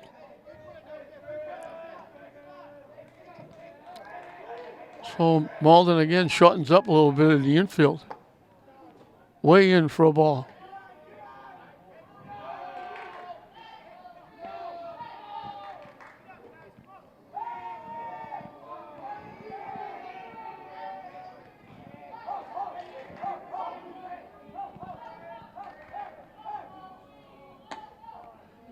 Missing wide for a ball.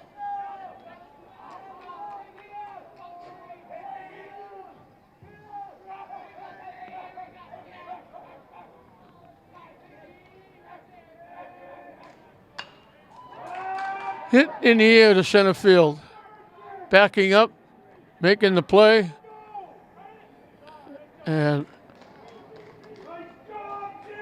good thing Reynolds didn't tag up. He tagged up, he was going to go. They get the ball very quickly. Gavin in center field's got a very good arm. He almost threw that runner out at third base before on a base hit. It was almost a force out. Alfred Ventura struck out, walked, and scored. Hits a solid shot to left field. Going back, he hit all of that one. After not making the play on the double by Reynolds when it looked like he was going to make the play, Joe Brayan makes that play. Classical leaves the go-ahead run at second. We've completed 5 in this GBL barn burner. 5-5, Classical and Malden going into the 6th. 8-9-1 for Malden as we start the 6th inning. Almari Gerardo is now the new pitcher. And Braden Curley, another freshman, goes in to play second base.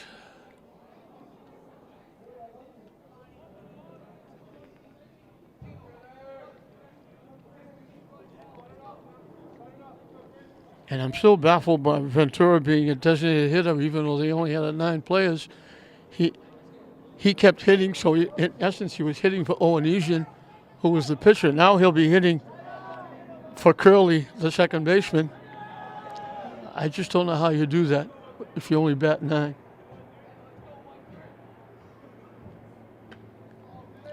Chris McDonald singled and scored, struck out swinging.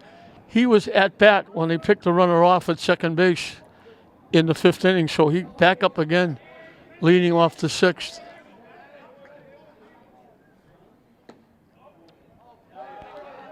Two and 0 on the first 2 pitches. Classical had a shot to break the tie on a double by Reynolds with 1 out, but they couldn't bring him around. Swing and a miss.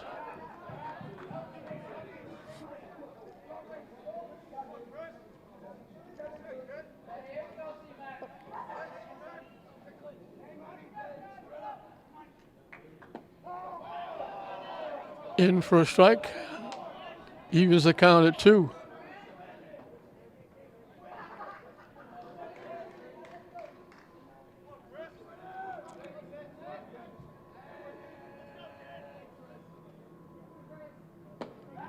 Call, third strike, right down the middle, and he knew it as soon as he took the pitch.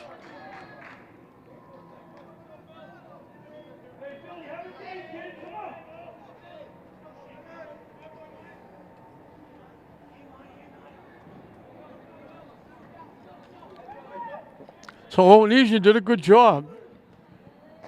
He gave up the run.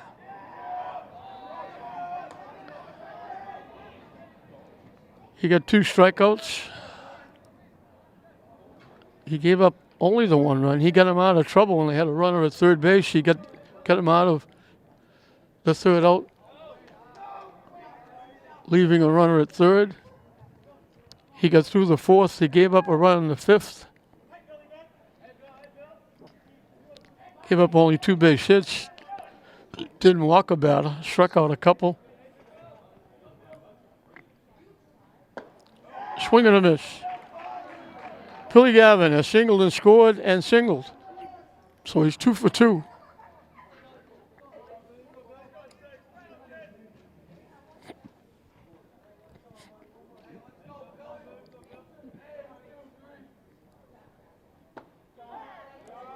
Just missed inside. Tough pitch to take with 2 strikes.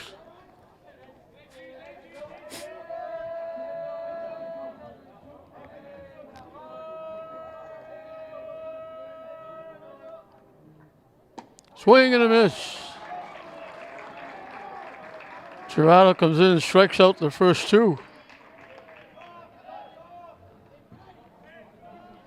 Classical fans have been loyal. They stayed through the rain and the cold, as have the Malden fans. Still a decent crowd here on a terrible night. Wide for a ball. Jose Brayan grounded to second, line to center field, singled his last time up, so he's 1 for 3 in the leadoff spot. Bounces in the turf, 2-0.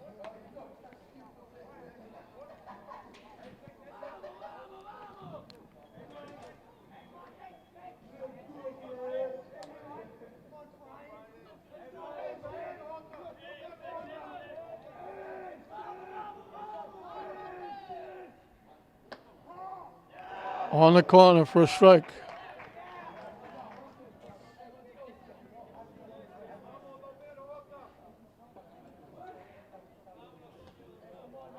Umpire warming up his arm as they change baseballs.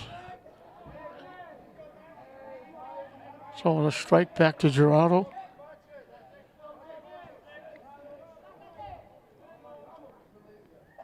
Way inside.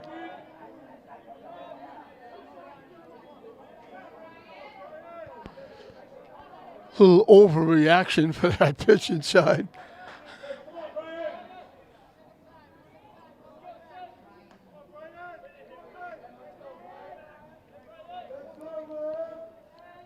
The 3-1 pitch up and coming. And he draws a walk. A 2-out walk. Let's see if he tries to steal second base. Jake Simpson is grounded to short, singled and scored. Bounced into a fielder's choice.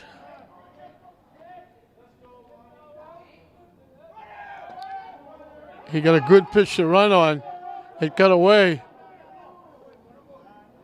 Easily into second base. He had a great jump. They didn't even look at him. So the go-ahead run at second on the stolen base.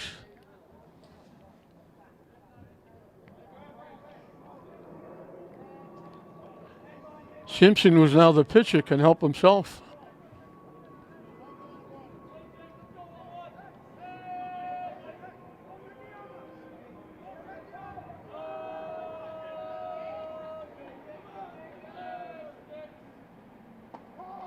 In for a strike.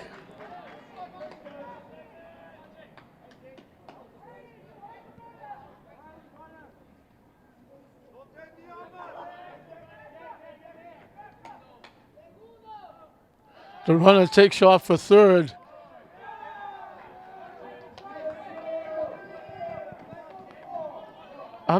The pitch looked like a strike, but the umpire, it was a strike.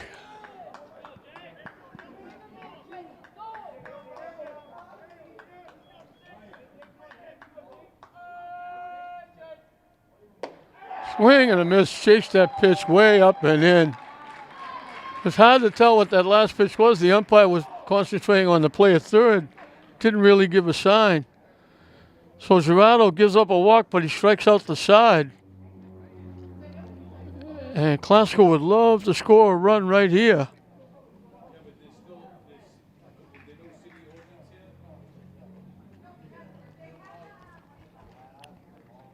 Going into the bottom of the sixth in a tie game. 7, 8, and 9 for the Rams. Hunter DeSea, Elijah Morin, Yanil Cabral. And it's the bottom four actually that have done all the damage. 4 of the 5 runs have been scored by the bottom 4. 3 of them by the bottom 3, 2 of them by the bottom 2. And along with the 3 runs the bottom 3 have scored, they've knocked in a run. So they've accounted for 4 of the 5. And the bottom 4 in the order have accounted for all 5. Scoring 4 and knocking in 1.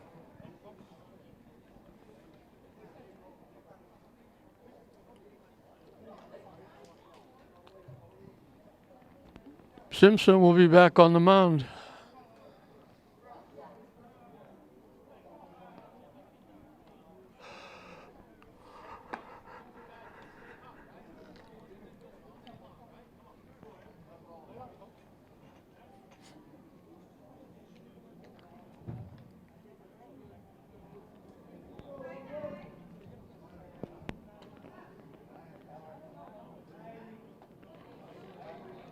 Catcher gets a little bit of adjustment with his equipment.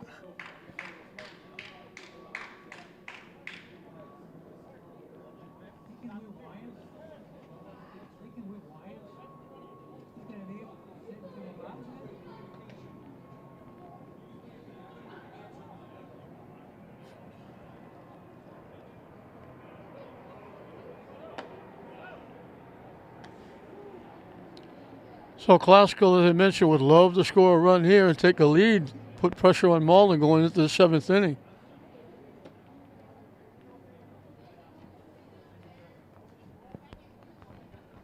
The last thing Malden wants to do here is give up a run.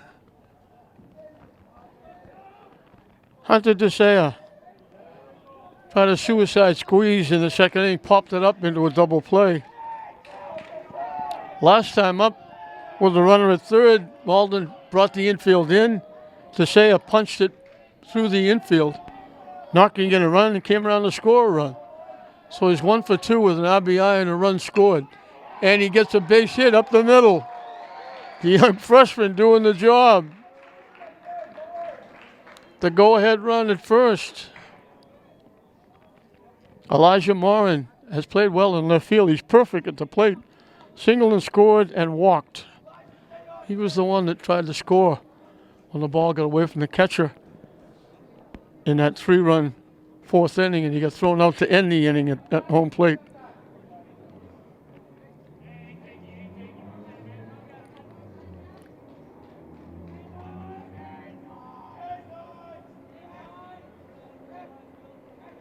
I don't know if they'll try to steal second.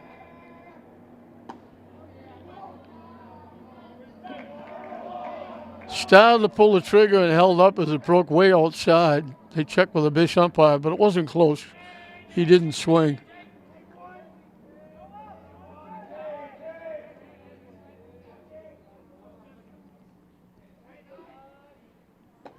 He swung at that one. That was over his head. 1 ball, 1 strike. Elijah Morin is the left fielder.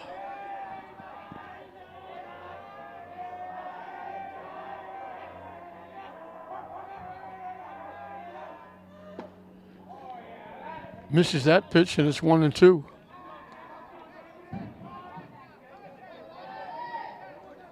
Bottom 2 hitters for Classical have been perfect. They've been up 4 times. They've been on base 4 times. And they scored 2 runs.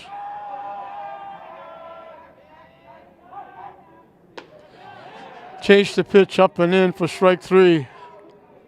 So they get Morin for the first time.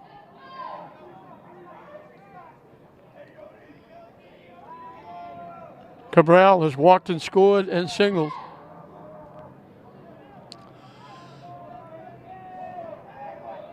As the rains come back. And it's coming down pretty good. He almost threw that away.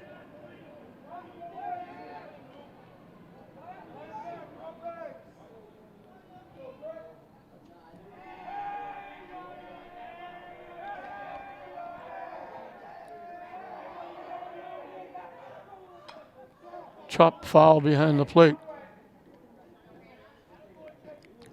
DeSaya was sneaking on first. I thought he might be going.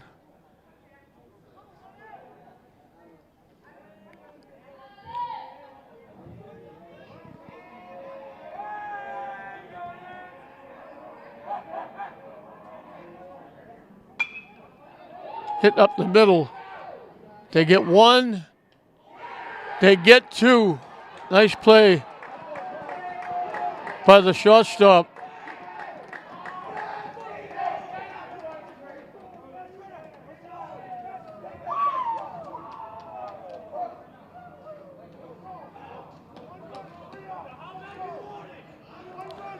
So Malden has a chance to take the lead. We go into the 7th inning.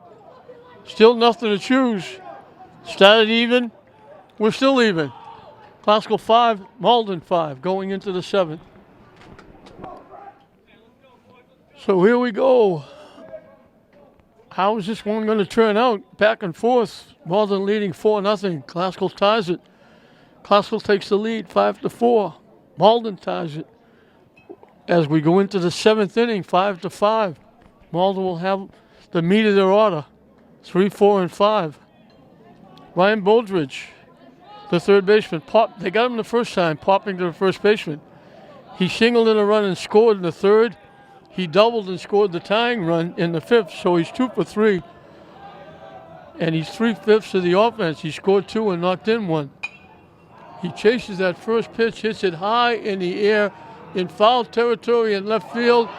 It bounced back in fair. Warren went deep, 3 or 4 feet into foul territory, and then it came back and bounced in fair territory. Boldridge has got his second double, his third hit, and Malden has the go-ahead run at second with nobody out.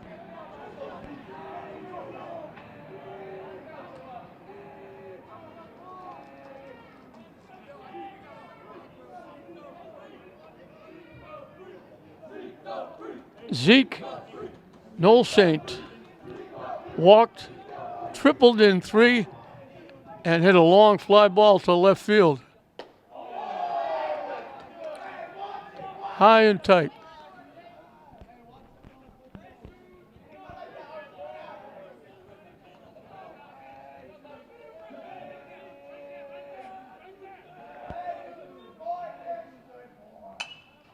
Hit in the air. Reynolds can't make the play. He dropped the ball, the runner goes to third.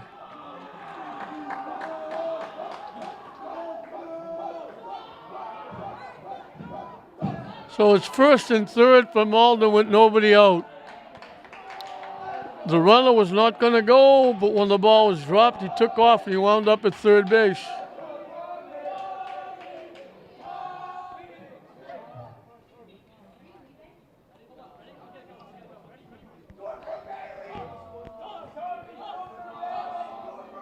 Tommy Cronin went in to play right field when the catcher Bo Stead got hurt. And we hope he's going to be okay.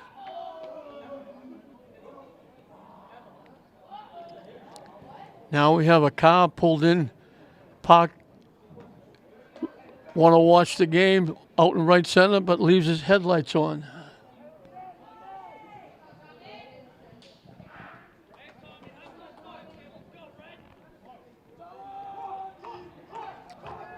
Cronin bounced to the pitcher. He tried to bunt. He fakes the bunt. The runner takes off and goes to second base.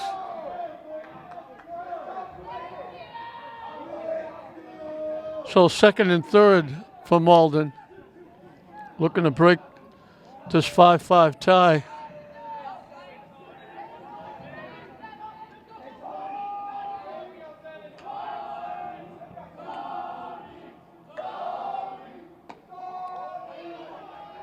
In for a strike.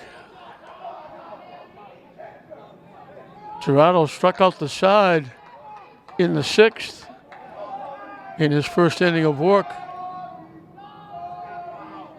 Now time is called.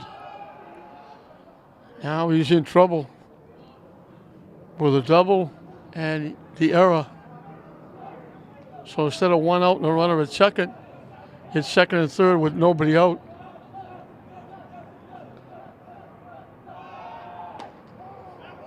In for a strike.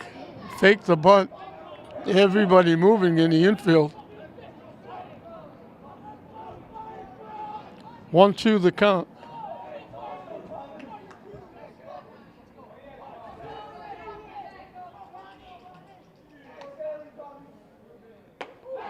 That pitch was way up inside and he swung right through it. Gerardo got a lot of help on that pitch.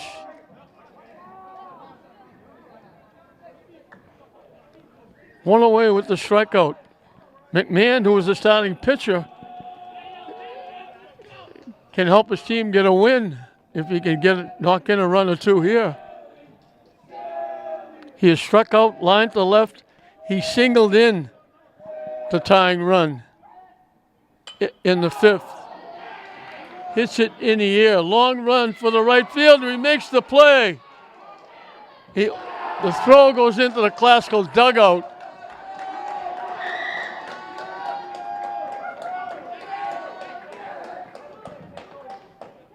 The run is going to score. A great catch out in right field by Brea.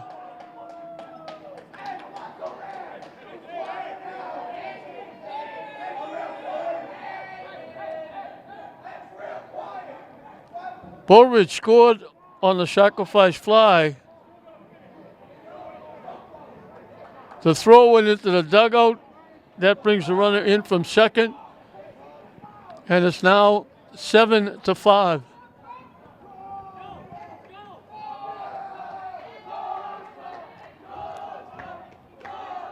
Ryan Coswell, who made that nice play for the double play in the bottom of the sixth, is the hitter.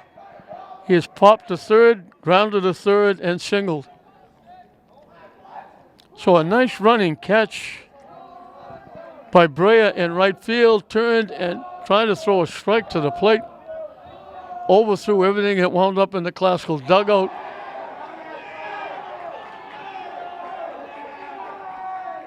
And now Coggins get hit by a pitch. And this Malden team is the most vocal and celebrating team I've ever seen.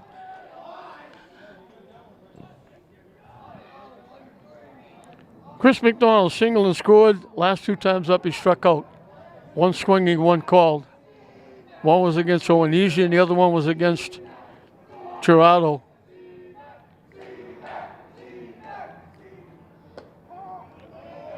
In for a strike. So that fly to right would have been the third out if the play was made at first base.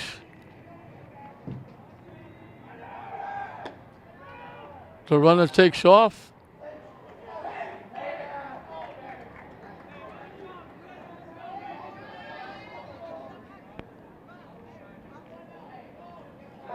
So the runs will be unearned, but Malden will take them. If they make the play at first, Classical is now batting, looking to win the game. Hit to left center field. That's going to be in the gap.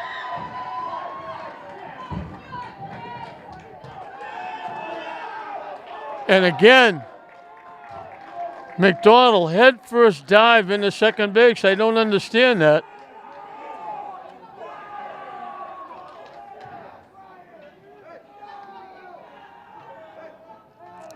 Second time we've seen a Malden player dive head first into second base with the ball still in the outfield.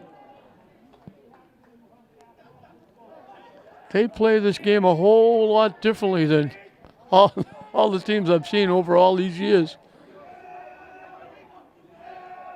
Billy Gavin singled and scored, singled. Last time up he struck out.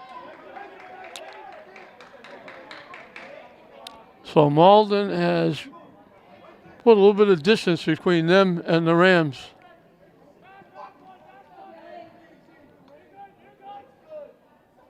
High for a ball.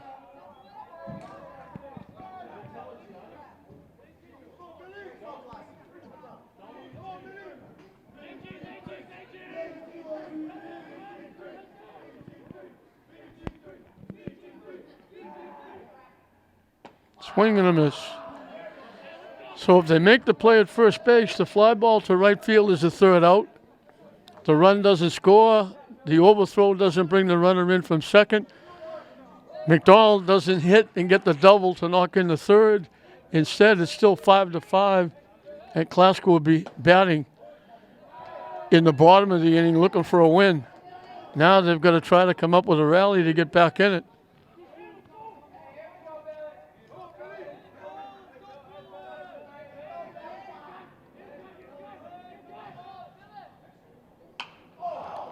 Hit to first base.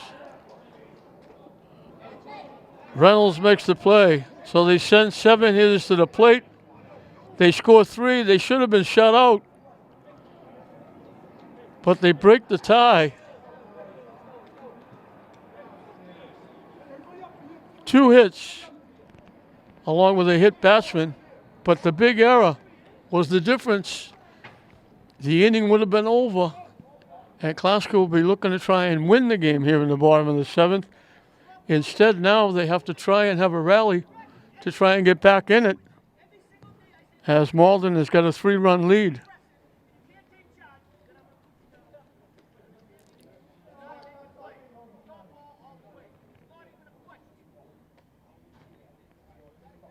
Top of the order coming up for Glasgow here in the bottom of the 7th inning.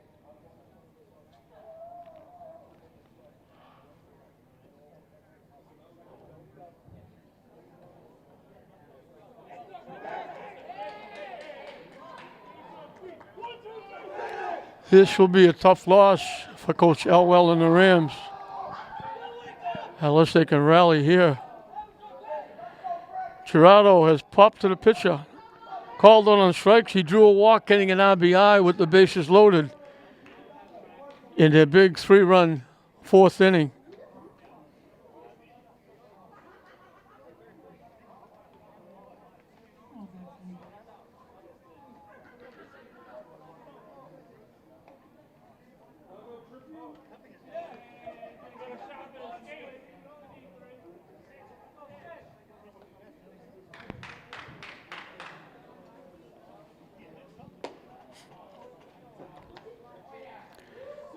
Marty Gerardo, Mark Walsh, Rolke Brea, the 3 hitters for the Rams.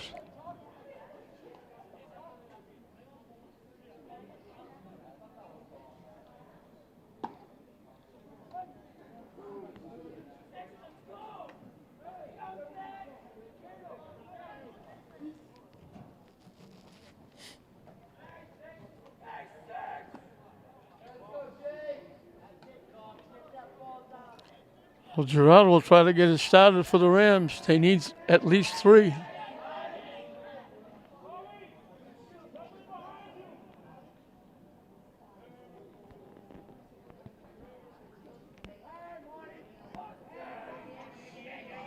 And the rain stopped again. It came back, was coming down hard.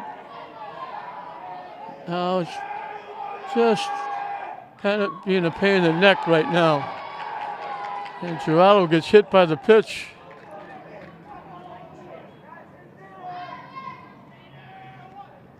He's on for the 2nd time. Mark Walsh has struck out, popped to first, and struck out.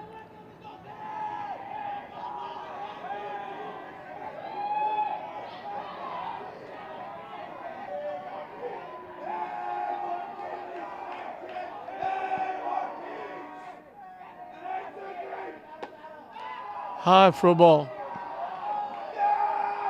They need Walsh to get on to bring the tying run to home plate.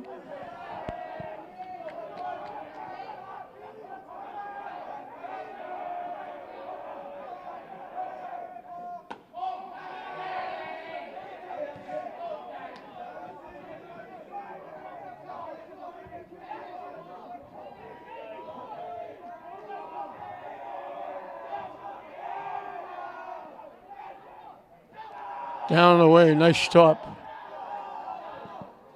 by Noel Saint, the catcher. He's done a nice job since coming in when Bolstead got hurt and they had to take him out.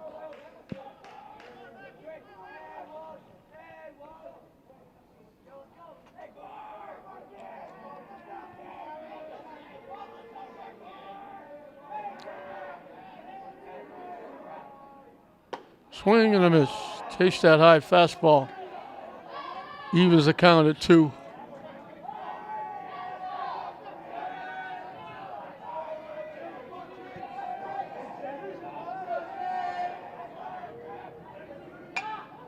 Hit in the left field for a base hit.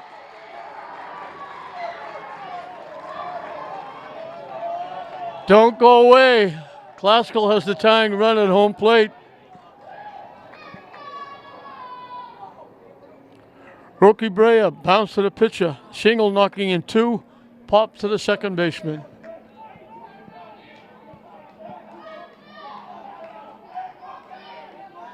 He's the tying run now at home plate.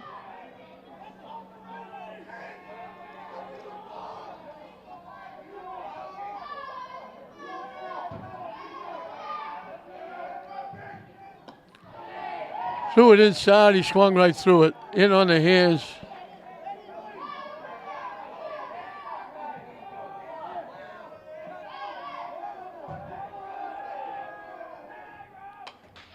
Hit foul back. Up in the seats.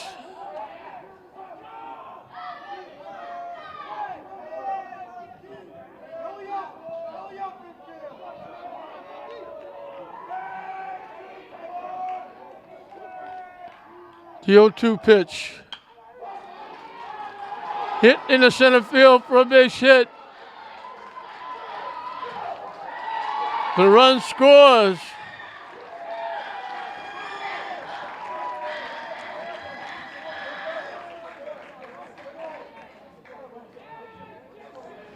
Don't go away. Classical has the winning run at home plate.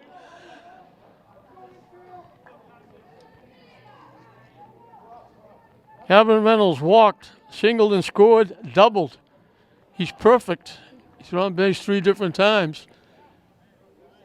Brings the conversation out to the mound. Looked like Malden had maybe put this one away, getting 3 in the top of the inning. Now here comes Classical. Getting 1 back and having the tying runs on base. The winning run at home plate.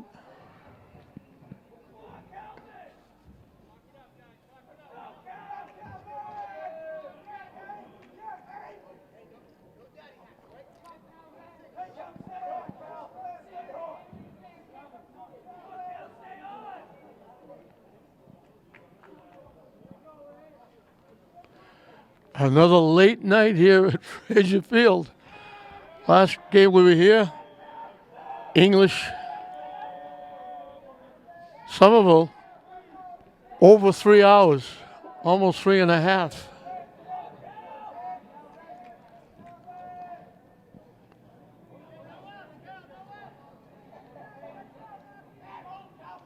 Classical not going easy. They got 1 of the 3 back. They have 2 on with nobody out. They stay with Simpson on the mound.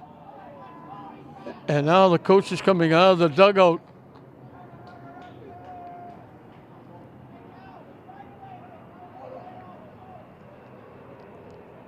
And they're taking him out. They kept him in the game. And he went out as he was getting ready to pitch. I guess they had a conversation in the dugout and said, we're going to change pitches. So Classical with 2 on, 1 in, nobody out, trying to make a big comeback here in the bottom of the 7th. So the catcher, who was the center fielder, is now the pitcher, Zeke Nolsaint. And Simpson, who was the shortstop, then the pitcher is now the catcher, as they make changes all over the place. Reynolds will be the hitter. He would love to make up for the error he made in the top of the inning. This game would be over now. High for a ball. He's had a nice game. Walked, singled, and doubled. Scored a run. And he's made a couple of nice plays at first. On the corner for a strike. So the tying runs on base. The winning run at home plate. Here in the bottom of the 7th. Missed that pitch for strike 2. Nolsaint trying to save it for Malden. Classical trying to pull it out here in the bottom of the 7th. Missed for a ball. Count evens at 2.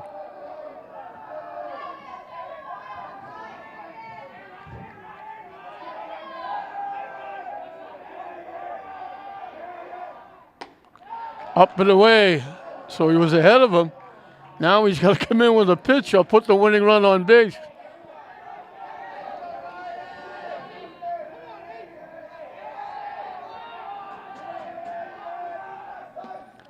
Missed.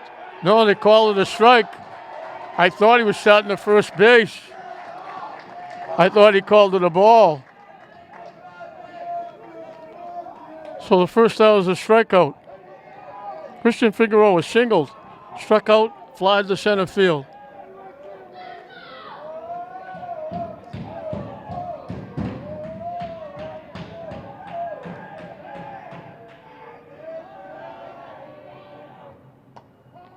In for a strike. There's a group of about 6 Malden students been sitting there cheering through the whole game. Now they got something to cheer about.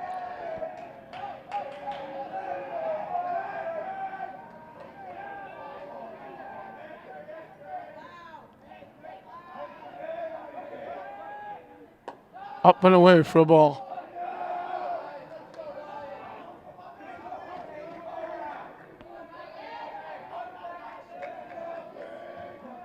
The whole thing works quickly. Throws that one over the head of Figueroa. Glasgow would like to get to the bottom part of the order. That's what's done all the damage for Glasgow.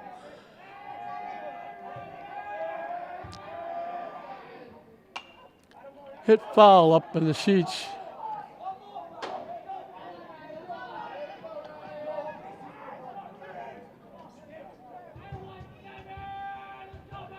Two the count.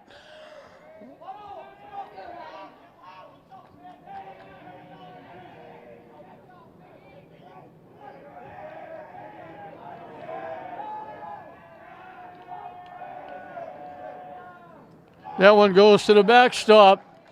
Tying runs are going to be in scoring position.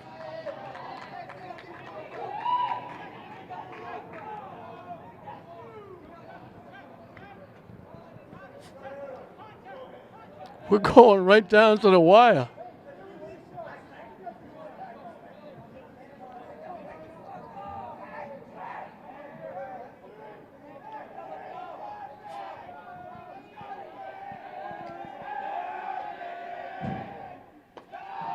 Fishing down and in. The count goes full.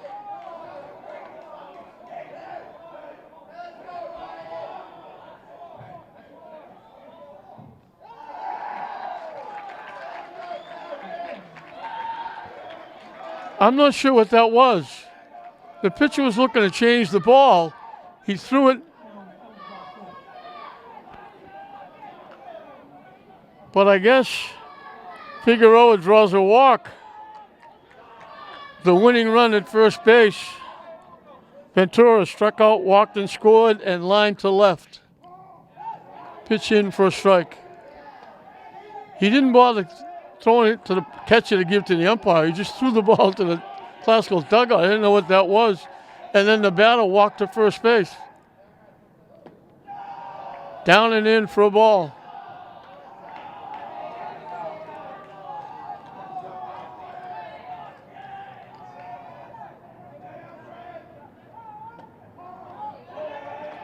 In for a strike.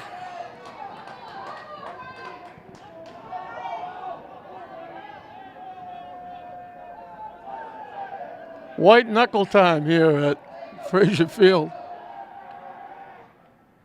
Chased that pitch that was down and away.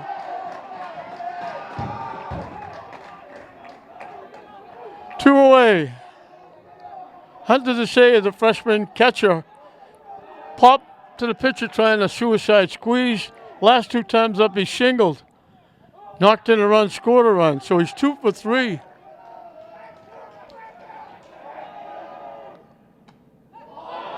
Swung and missed, and the bat went all the way to the Glasgow dugout. Luckily, it didn't hit anybody.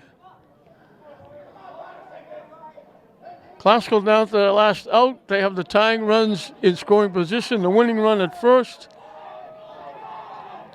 Nolshain trying to nail it down for Malden.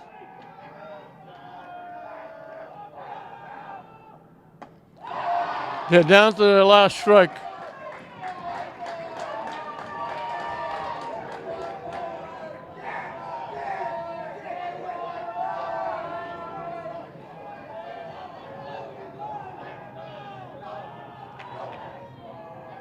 Tough spot for the young freshman. Up and away for a ball.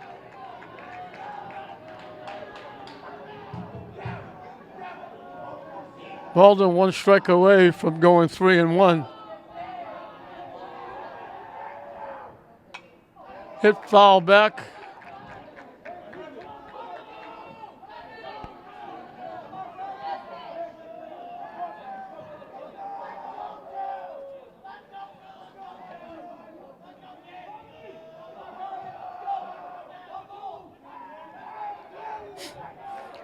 So we're back at it, 1-2.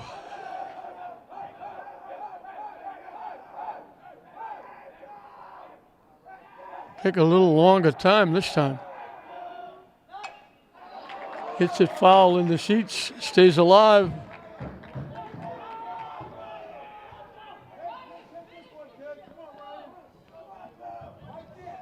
One swing of the bat could tie it for Classical. One pitch could end it and get Malden the win.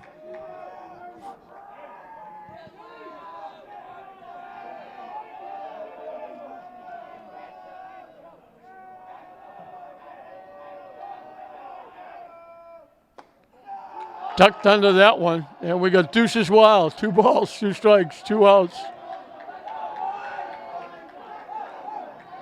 Every pitch, everybody up. Classical fans, Malden fans, both dugouts. Swing and a miss. No sink, strikes out the side,